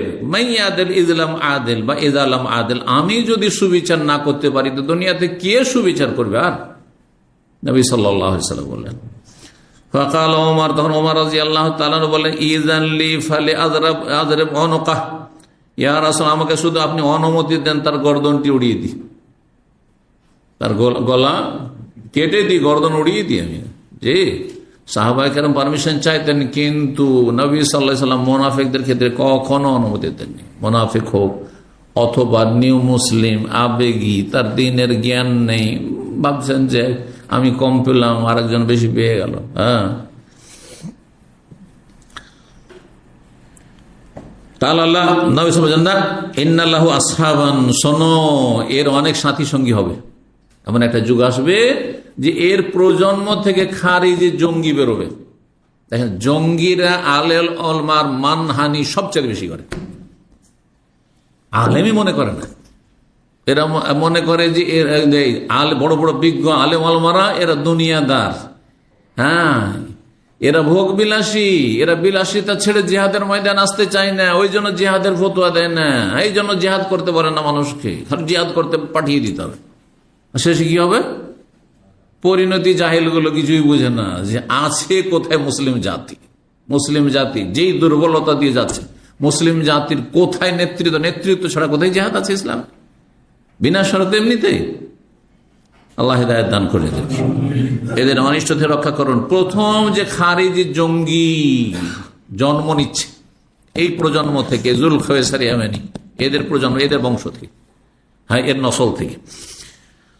তো নবী সাল্লাল্লাহু আলাইহি ওয়াসাল্লাম বললেন, দেখো এর সাথী সঙ্গীরা হবে, ইয়াহকিরু আহাদুকুম সালাতাহু মা সালাতিহিম, তোমাদের যে কোনো ব্যক্তি নিজ সালাতকে তাদের সালাতের সামনে তুচ্ছ মনে করবে। ওরা এত খুশুর সাথে, একগ্রতার সাথে নামাজ পড়বে, এত দীর্ঘ সময় ধরে নামাজ পড়বে, সিজদা করবে, যে তোমরা নিজের নামাজকে মনে করে তুচ্ছ মনে করবে। জি, এই যারা 11 মাসে বেনামাজি আর রমজানে মুসলমান, হ্যাঁ, নামাজি হয়ে যায়, তাদের তারাবি দেখে আর তাদের প্রথম কাতারে থাকা দেখে আমি নিজেকে, নিজের ইবাদতকে তুচ্ছ মনে করি। সত্যি যে এদের কাছে তো ফেল, কারণ আমাকে অফিসে আসতে হয়, বক্তব্য রাখতে হয়, ইফতার ক্যাম্প থেকে যাই, তারপরে গিয়ে পৌঁছলে একটু পরে আজান হয়ে গিয়ে দেখি প্রথম কাতারে আগে থেকে ওটা বছরে বেনামাজি গুলো হাজির। বুঝতে পারছেন? তো এদের অবস্থাটা ওই রকমই। জি, জঙ্গিরা ওই রকমই। জি, জঙ্গিদের বাহ্যিক আমল, দাড়িতে হাত লাগাবে না, আর কাপড় একবারে টাকনার উপরে শুধু না, একবারে আপনার হাঁটুর কাছাকাছি, আর আপনার বিভিন্ন জিনিসে খুব ধার্মিকতা, কিন্তু চরমপন্থা। কি করতে হবে? যারা মানবরচিত বিধান দিয়ে বিচার করে তাদেরকে মেরে দিতে হবে, যেখানে সেখানে বোমা পুঁতে রাখতে হবে, বোমা তৈরি করতে হবে। নওয়াজুবিল্লাহ। জঙ্গি এরা ধ্বংসের দিকে মুসলিম জাতিকে, মুসলিম দেশগুলোকে ঠেলে দিচ্ছেন। জি, এদের সাথী সঙ্গীদের সলাতের সাথে তোমাদের সলাতে তোমরা তুচ্ছ মনে করবে,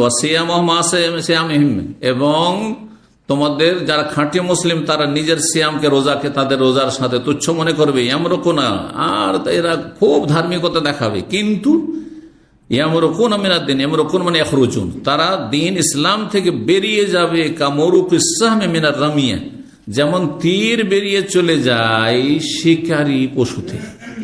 শিকারী পশুকে ভেদ করে যখন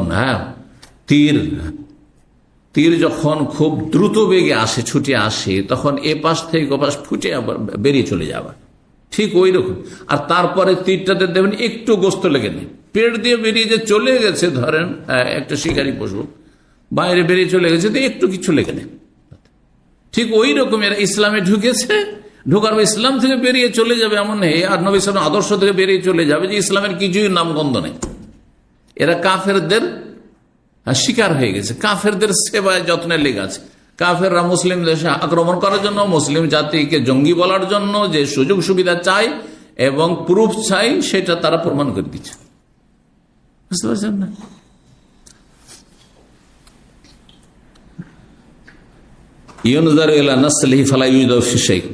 সেই তীরের বিভিন্ন অংশ রয়েছে, তার একটা হচ্ছে অগ্রভাগ, যেখানে ধারালো লোহা রয়েছে, সেটা দেখবেন একটা তীর যখন শিকারী, ধরেন আপনার হরিণ শিকার করছিলেন অথবা আপনি খরগোশ শিকার করছিলেন, পেট দিয়ে ভেদ করে বেরিয়ে চলে গেছে, দেখছেন যে ওই লোহাতে একটু গোস্ত আর রক্ত লেগে নেই।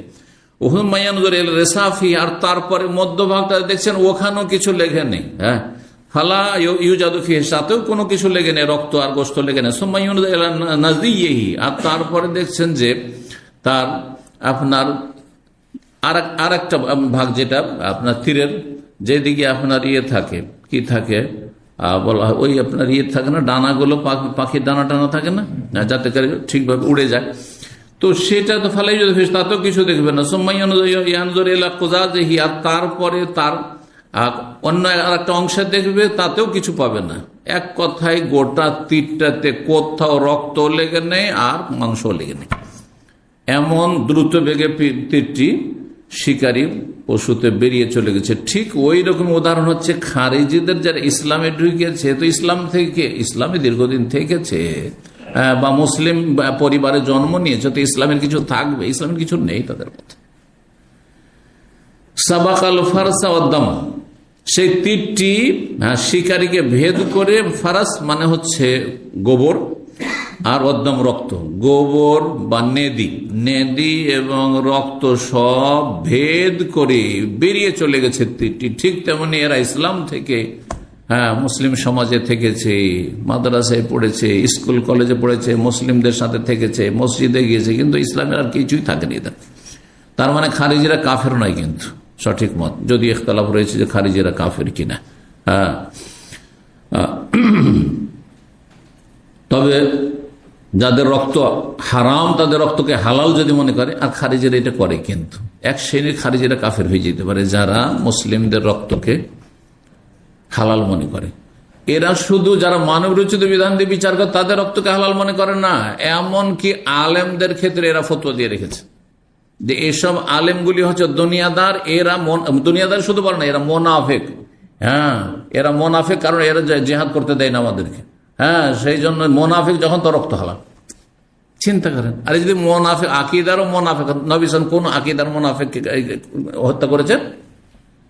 বরং সাহাবীরা পারমিশন চাইলে প্রত্যেকবার কঠোরভাবে নিষেধ করেছেন, যাতে কাফেররা বলতে না পারে ইন্না মুহাম্মাদান ইয়াকতুলু আসহাবা, মুহাম্মদ তার সাথী সঙ্গীদেরকে খুন করছে। দেখো, কাফেররা এই কথা বলার সুযোগ না পায়, এরা আলেমদের খুন করার ফতোয়া দিয়ে থাকে।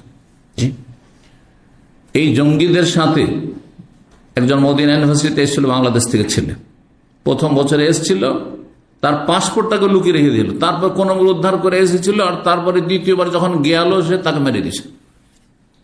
যদি তাদের জঙ্গিদের দলে কেউ ভর্তি হয়ে যায় আর তারপরে তাদের দল থেকে বেরিয়ে যেতে, বলছে এই গাদ্দার আমাদের সংগঠনে ঢুকলো আর তারপরে কেন বেরিয়ে গেল, আর এ তো আমাদের সব রাজ ফাঁস করে দিবে। হ্যাঁ, সুতরাং একে খুন করা ফরজ। তখন নাউজুবিল্লাহ, এসব জঙ্গিদের আকীদা, বিশ্বাস।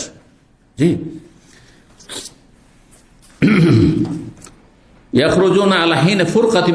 এই খারিজিরা কখন বেরোবে? মানুষের বিভক্তির সময়। প্রথম খারিজি বেরিয়েছিল মুসলিম সমাজে, প্রথম যখন বিভক্তি দেখা দিয়েছিল।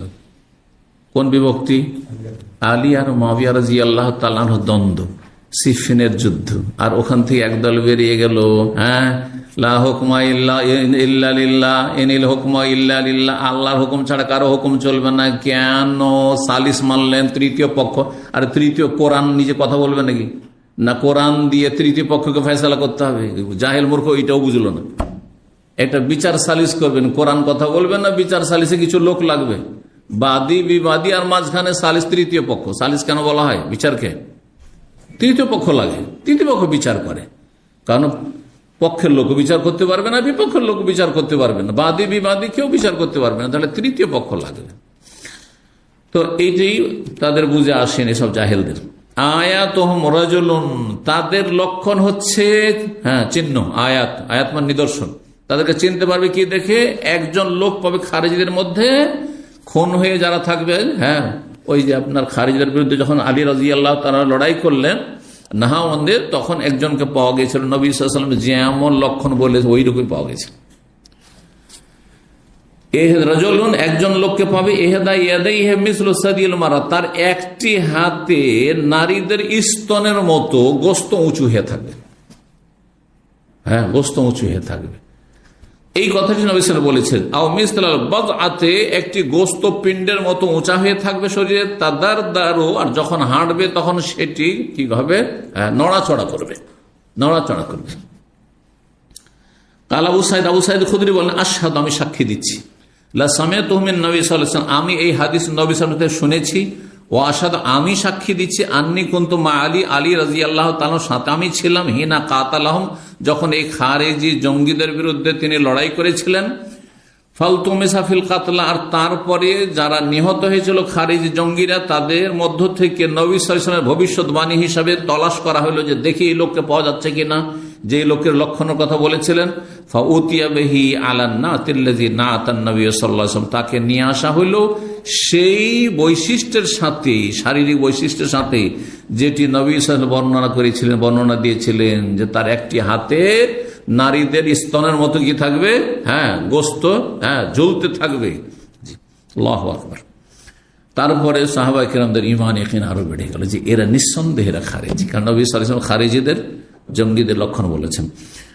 6164 নম্বর হাদিস বর্ণনা করছেন আবু হুরায়রা রাদিয়াল্লাহু তাআলা আনহু। তিনি বলেন, আন্না রাজুলান আতা রাসূলুল্লাহ সাল্লাল্লাহু আলাইহি ওয়াসাল্লাম, জনক ব্যক্তি নবী সাল্লাল্লাহু আলাইহি ওয়াসাল্লামের কাছে আসলো, এসে বলে, ইয়া রাসূলুল্লাহ, হে আল্লাহর রাসূল, হালাকতু, আমি তো সর্বনাশ, ধ্বংস হয়ে গেলাম।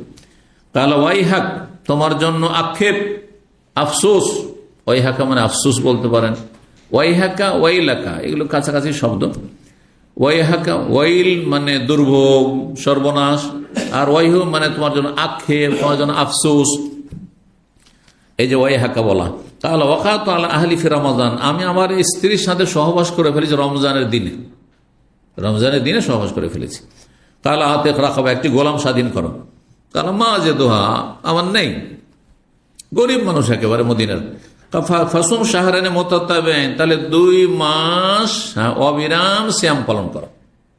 জি, কোনো বিরতি দেওয়া চলবে না, 2 মাস রোজা রাখতে হবে, একটি রোজাই সহবাস করার কারণে। কাল নাস্তাতীয়, সেটা তো করতে পারবো না। ইয়া রাসূলুল্লাহ, রোজার জন্য তো ফেঁসেছি, অন্য হাদিস আছে রোজার জন্য তো আমি ফেঁসেছি, আবার 2 মাস রোজা করতে পারবো আমি। কাল ফাতেমা 60 মিসকিনান, তাহলে 60 মিসকিনকে খাবার খাও। এই 3টি সবচেয়ে শক্ত কাফারা এগুলি, গোলাম স্বাধীন করা, না হলে 2 মাস, হ্যাঁ, এক টানা রোজা রাখা, আর না হইলে 60 মিসকিনকে খাবার দেওয়া। প্রতিটি মিসকিনকে 1.5 কেজি করে খাদ্যদ্রব্য দিতে হবে, গম বা চাউল দিতে হবে। তাহলে কত লাগবে? 90 কিলো হয়ে যায়। কাল আম্মা, যেহেতু সেটাও তো পাচ্ছি না আমি, মানে সেটা পারবো না, আমার শক্তি সামর্থ্য না। ফাউতিয়া বি আরাকিন, তার কিছুক্ষণ পরে একটা বড় পাত্র ছিল, সেই পাত্রে নিয়ে আসা হইল খেজুর। কালা খুজহু, নিয়ে নাও, ফাতা সাদকা, এটা সাদকা করো, জি সেটি সাদকা করে দাও। কালা ইয়া রাসূলুল্লাহ, আল্লাহ রাসূল, আলা গায়রি আহলি, আমার পরিবার ছাড়া আর কাউকে সাদকা করতে হবে? ওর পরিবার ছাড়া আর কাউকে সাদকা করতে হবে? অন্য কাউকে দিতে হবে না? আমার পরিবারকে দিলেও চলবে? তাহলে ফাওয়াল্লাযী নাফসি বিয়াদিহি, আল্লাহর কসম করে বলছি, সেই সত্তার কসম করে বলছে যার হাতে আমার প্রাণ রয়েছে, মা বাইনা তনুবাইল মদিনা, অন্য রিওয়ায়াত রয়েছে লাবাতাইল মদিনা, বিভিন্ন ভাষাগুলি এসেছে। মদিনার দুই প্রান্তের মাঝে, মানে মদিনায় যত বাসিন্দারা রয়েছে তাদের মাঝে এমন কোন ব্যক্তি নেই আহওয়াজ মিন্নি, যে আমার চাইতে বেশি অভাবী। আহওয়াজ মোহতাজ থেকে, মোহতাজ মানে অভাবী, আমার চাইতে বেশি অভাবী মানুষ মদিনার মধ্যে কেউ নেই। তো আমি কাকে দিতে যাব? আমার চাইতে সচ্ছল ব্যক্তি, আমার বাড়িতে খাবার নেই, সবাই অনাহারে আছে, আমার স্ত্রী ছেলে মেয়ে সব পায়। ফাদাহিকান নবী সাল্লাল্লাহু আলাইহি ওয়াসাল্লাম, হেসে দিলেন। তাকে এতগুলি কাফার বলে কোনোটাই নেই, শেষখানে সাদকার বাইতুল মালের মধ্যে খেজুর আসলো, ওইটাই দিল, যাও এটাই সাদকা করে দাও, ওইটাও নিজেই খাবে, নিজের ছেলে মেয়েকে খাও। বুঝতে পারছেন, হাসারই কথা। নবী সাল্লাল্লাহু আলাইহি ওয়াসাল্লাম এমন হাসলেন, হাত্তা বাদাত আনিয়াবহু, নবী সাল্লাল্লাহু আলাইহি ওয়াসাল্লাম চোয়ালের দাঁত বেরিয়ে আসলো, জি পাশের দাঁত। কালা খুযহু, তারপরে বললেন যে খুযহু, যাও নিয়ে যাও, নিয়ে যাও। ওয়াতহিমু আহলাক, অন্য রিওয়ায়াতে রয়েছে যাও তোমার পরিবারকে খাও, যাও তোমার ছেলে মেয়ে স্ত্রীকে খাও। তো এইরকম যদি একবার নিহাত অভাবী হয় তখন সেটি চলবে, কিন্তু নিজের কাফারা নিজে, কিন্তু এমনি আজকালকার জামানায় চলবে না। আজকাল এত অভাবী লোক সাধারণত নেই। 6165 নম্বর হাদিস বর্ণনা করেছেন আবু সাঈদ খুদরী রাদিয়াল্লাহু তাআলা, তিনি বলেন আন্না আরাবিয়ান ক্বালা ইয়া রাসূলুল্লাহ, একজন বেদুইন আসলো, এসে বলে ইয়া আল্লাহর রাসূল আখবিরনি আনিল হিজরা, আচ্ছা বলুন তো আমাকে হিজরত সম্পর্কে। আমি ওই যাযাবর বেদুইন এলাকায় থাকি, মাঠে ময়দানে মরুভূমিতে, আমি হিজরত করতে চাই।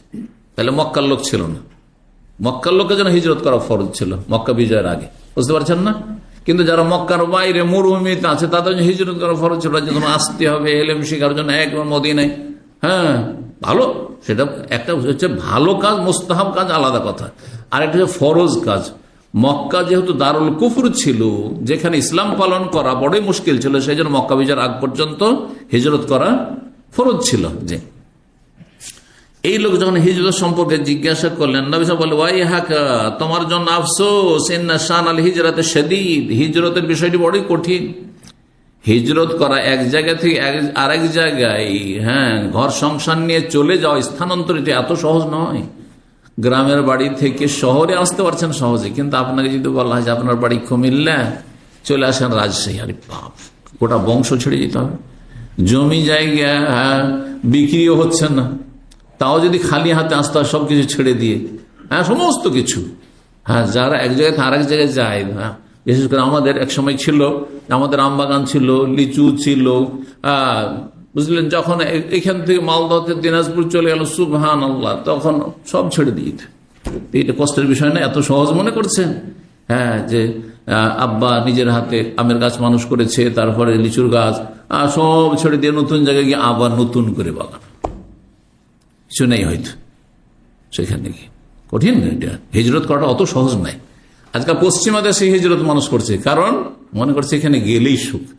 হ্যাঁ জীবনের বাজি নিয়ে আর সাগরে ডুব দিয়েও যাচ্ছে, মরেও যাচ্ছে, তারপর যাবো কোন রকম করে বনে জঙ্গলে, হ্যাঁ হ্যাঁ সাপে দংশন করছে, কেউ বাঁচছে কেউ মরছে, তারপরও যাওয়ার স্বপ্ন। এক শ্রেণীর লোক আছে না, দেখছেন আজকাল সোশ্যাল মিডিয়া, আল্লাহ হিদায়াত দান করে। এরা যে আল্লাহর প্রতি তাওয়াক্কুল ভরসা করতো, আর তারপরে আল্লাহর উপর ভরসা করে মেহনত করতো, তো আল্লাহ তাতে বরকত দিত। কিন্তু জীবনের বাজি নিয়ে এসব করা মোটেই উচিত নয়। তারপর এদের ইমান ইসলামের তো কোনো ঠিকানাই নেই। জি হ্যাঁ, কারণ কোনো জায়গায় যদি আপনি প্রতিকূল জায়গায়, ইসলামের বিপরীত যে পরিবেশ, সেখানে যাওয়ার জন্য বেশ কিছু শর্ত রয়েছে, বেশ কিছু শর্ত।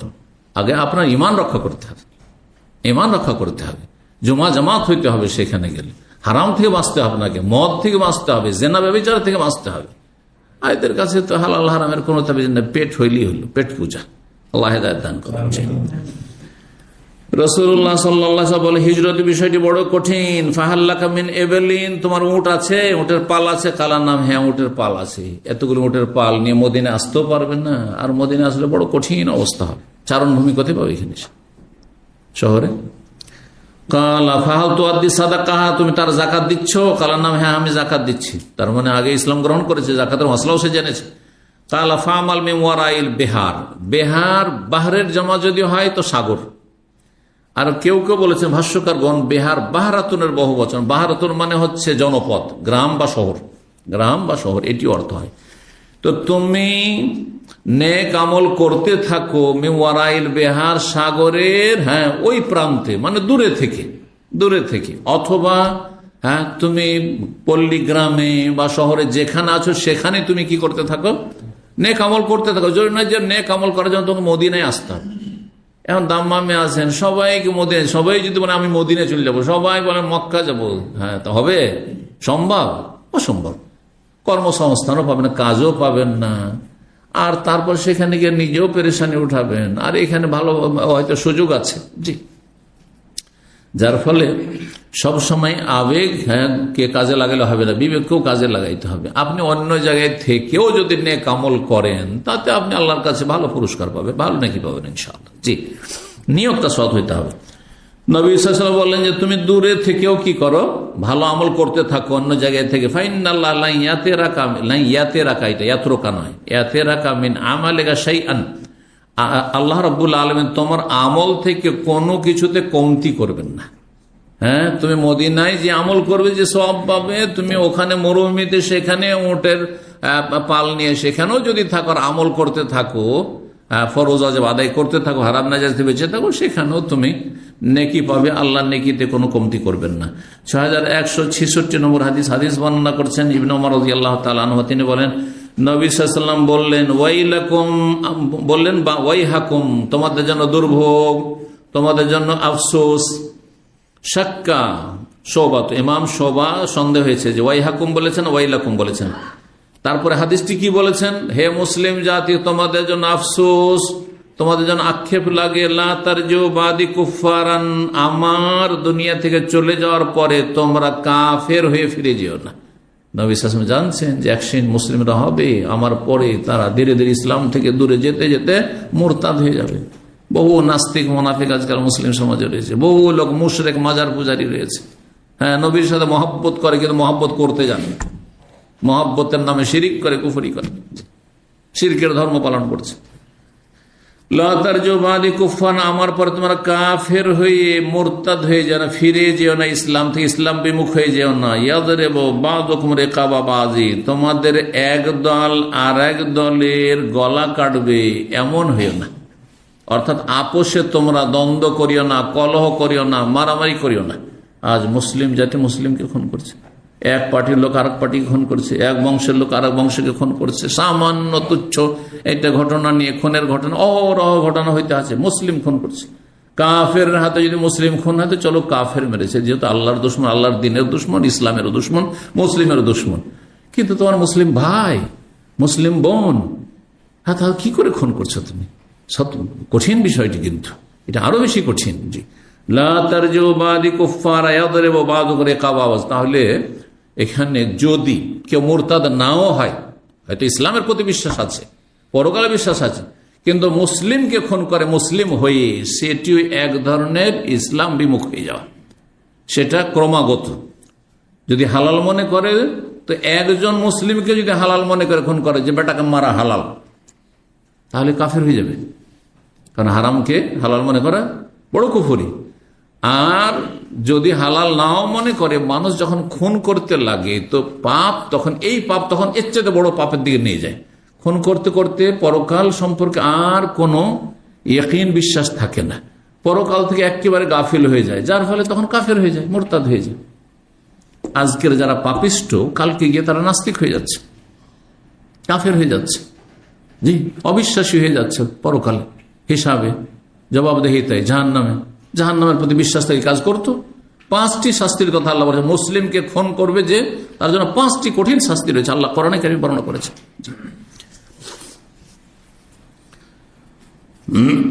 তারপরে 6167 নম্বর হাদিস, হাদিস বর্ণনা করছেন আনাস রাদিয়াল্লাহু তাআলা আনহু। তিনি বলেন আন্না রাজুল মাহিল বাদিয়াতি আতান নবী সাল্লাল্লাহু আলাইহি ওয়াসাল্লাম, বেদুইন অঞ্চল থেকে জনৈক ব্যক্তি আসলো, এসে বলল ইয়া রাসূলুল্লাহ, আল্লাহ রাসূল, মাতা সাআতু কায়েমা, কিয়ামত কখন অনুষ্ঠিত হবে? কালা ওয়াইলাকা, তখন নবী সাল্লাল্লাহু আলাইহি ওয়াসাল্লাম কি বলেছিলেন? তোমার জন্য সর্বনাশ। তার মানে এই না যে তুমি ধ্বংস হও, এটি আরবদের ভাষা। ওয়াইলাক, হ্যাঁ, তোমার জন্য আক্ষেপ বা দুর্ভোগ। ওমা আদাত্তালাহা, কি প্রস্তুতি নিয়েছো? কিয়ামত কখন, কোন তারিখ হবে, কোন সালে হবে, এটা জানা বেশি জরুরি না আমি কতটা আমল নিতে পারলাম জান্নাতের জন্য, এটা বেশি জরুরি? বুঝছেন না? তো কি প্রস্তুতি নিয়েছো? আসল হচ্ছে প্রস্তুতি। তুমি তৈরি হইতে পেরেছো জান্নাত পাওয়ার জন্য, জাহান্নাম থেকে বাঁচার জন্য, কিয়ামতে হিসাব দেওয়ার জন্য? এটি হচ্ছে আসল বিষয়। ওমা আদাত্তালাহা, আমি বেশি কিছু প্রস্তুতি নিতে পারিনি, ইল্লা আন্নী উহিব্বুল্লাহ ওয়া রাসূলা, তবে আমি আল্লাহকে ভালোবাসি, রসুলকে ভালোবাসি। আল্লাহ, নতুন মুসলমান, মোটা খায় মোটা বোঝে, আমি আল্লাহকে খুব ভালোবাসি, রসুলকে ভালোবাসি, কিন্তু সহিহ তরিকে ভালোবাসতে হবে। ভালোবাসার শুধু দাবি করলে হবে না। আশেক রসুল যতগুলি আছে সবগুলি ভালোবাসা নামে শিরিক করছে, এই ভালোবাসা কাজ আসবে? আমি এই জন্য উদাহরণ দিই, দেখেন প্রত্যেকের ভালোবাসার ধরন ভিন্ন ভিন্ন। স্ত্রীকে ভালোবাসেন আপনি, স্ত্রীর ভালোবাসা স্ত্রীর মতো, ঠিক না? স্বামী স্ত্রীর ভালোবাসা। মাকে ভালোবাসেন, মায়ের ভালোবাসা আর স্বামী স্ত্রীর ভালোবাসায় কত পার্থক্য। আচ্ছা, বোনকেও ভালোবাসছেন, হ্যাঁ, আর নিজের মেয়েকেও ভালোবাসছেন, এমনকি আপনার ছোট মেয়েকেও ভালোবাসছেন আর সাবালিকা মেয়েকে ভালোবাসছেন। দুটোতে পার্থক্য আছে না নেই? ছোট মেয়েকে ভালোবাসা এত ভালোবাসছেন যে ভালোবাসা আপনি তাকে আলিঙ্গন করছেন, কোলে নিয়ে জড়িয়ে ধরে আছেন, কত চুমু খাচ্ছেন। আপনার মেয়ে সাবালিকা যখন হয়ে গেছে তখন পারবেন? তাহলে চিন্তা করেন আপনি। তো নবী সাল্লাল্লাহু আলাইহি ওয়াসাল্লামের ভালোবাসা মানে আল্লাহর মতো ভালোবাসলে হবে যে নবীকে সিজদা করে দেবো, আল্লাহর কাছে চাই, নবীর কাছেও চাইবো, চলবে না? মোটেই চলবে না। কুফর, শিরক, ইসলাম থেকে বেরিয়ে যাবেন আপনি। জি, আমি আল্লাহ এবং রসুলকে খুব ভালোবাসি। কালা, নবী বললেন যে তাহলে তো ভালোই। ইন্নাকা মা মান আহাব্বাতা, তুমি যাকে ভালোবাসো তার সাথে কিয়ামতের দিনে হাজির হবে। এটি মুখস্থ করে নেন, যে যাকে ভালোবাসে তার সাথে তার হাসর হবে। আপনি জান্নাতীকে ভালোবাসেন, তাদের সঙ্গী হইতে পারবেন আপনি। জাহান্নামীদেরকে ভালোবাসেন, সেকুলারদেরকে ভালোবাসেন, নাস্তিকদেরকে ভালোবাসেন, মুশরিক বেদাতীদেরকে ভালোবাসেন, মিলাদি কিয়ামীদেরকে ভালোবাসেন, তাদের সাথে আপনার হাসর হবে। ভালোবাসেন, যে যাকে ভালোবাসে তার সাথে হবে। ফাকুলনা, আমরা বললাম, নাহনু কাযালিক। আনাস এই ঘটনা কিন্তু শুনছেন, একজন লোক এসে এরকম জিজ্ঞাসা করলো, কথোপকথন হলো, আনাস ভাবছেন যে এই লোকের জন্য বিষয়টি শুধু না, আমরাও তাতে সামিল হব, কারণ আনাস তো সবচেয়ে বেশি ভালোবাসেন নবী সাল্লাল্লাহু আলাইহি ওয়াসাল্লামকে, 10 বছর খেদমত করছেন যে আন্তরিকতার সাথে। ওয়ানাহানু কাযালিক, আমি বললাম বা আমরা বললাম, আমরাও কি এরকম, মানে আমরা রাত দিন যে আপনার কাছে আছি, আমরা যে আপনাকে ভালোবাসি, তো আমরাও কি আপনার সাথে উঠতে পাবো? কালান না, হ্যাঁ অবশ্যই অবশ্যই।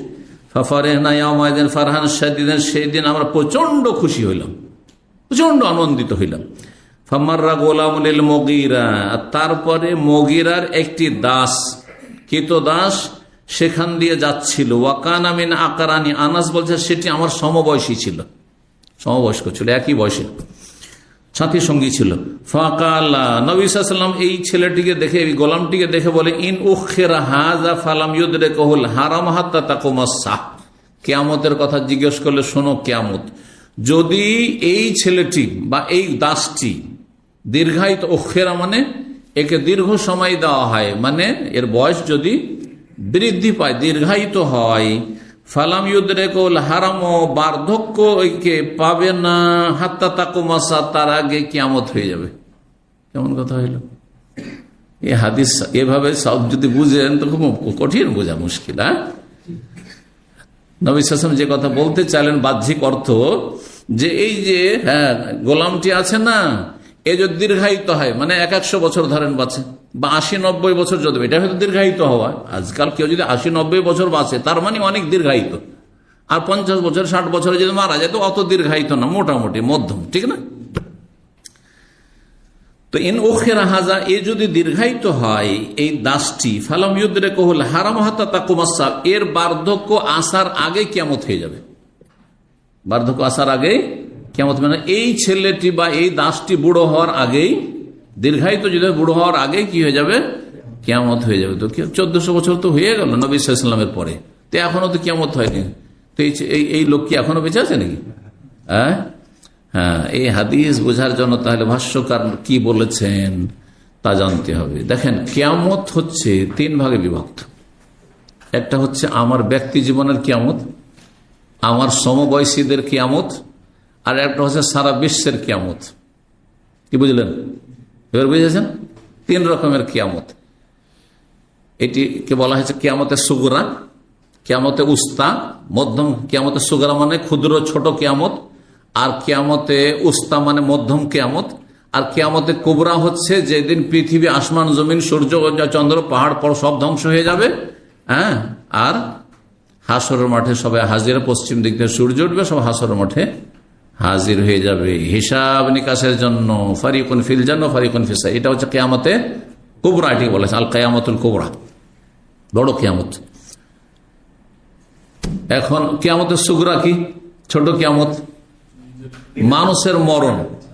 আমি যখন মারা যাবো আমার কিয়ামত শুরু, কারণ আমার হিসাব শুরু, বদলা শুরু। আমল টামল আর নেই, আমল করার যুগ শেষ হয়ে গেছে। এনকাতান আমালু, ঠিক না? প্রত্যেক মানুষ যখন মারা যায় তার কিয়ামত শুরু। এটি হচ্ছে তার ক্ষুদ্র কিয়ামত। আচ্ছা, মধ্যম কিয়ামত কোনটি? আমার সমবয়স্ক লোকেরা, একটা পিড়ি শেষ হয়ে যায়। পিড়ি বুঝেন কিনা? আমরা আঞ্চলিক ভাষায় বলি এক পুরুষ, এক পিড়ি, এক জেনারেশন, প্রজন্ম। আরো শুদ্ধ ভাষা বলি এক প্রজন্ম শেষ হয়ে যায়। আমাদের দাদা আমলের লোকেরা শেষ হয়ে গেছে। এখন আমাদের চাচা ফুফুদের মধ্যে, বাপ চাচাদের মধ্যে 1-2 জন করে আছে। হ্যাঁ, তো এই যে একটা প্রজন্ম শেষ হয়ে যাচ্ছে, আমাদের সমবয়স্ক লোকেরা দুনিয়া থেকে যখন সবাই চলে যাবে, আমাদের জুনিয়র গুলো থাকবে। এটা হচ্ছে মধ্যম কিয়ামত। তো নবী সাল্লাল্লাহু আলাইহি ওয়াসাল্লাম বলতে চাইলেন এখানে কোন কিয়ামতের কথা? মধ্যম কিয়ামতের কথা। যে এই ছেলেটি, এই দাসটি যদি দীর্ঘায়িত হয়, তাহলে এর বুড়ো হওয়ার আগেই কি হয়ে যাবে?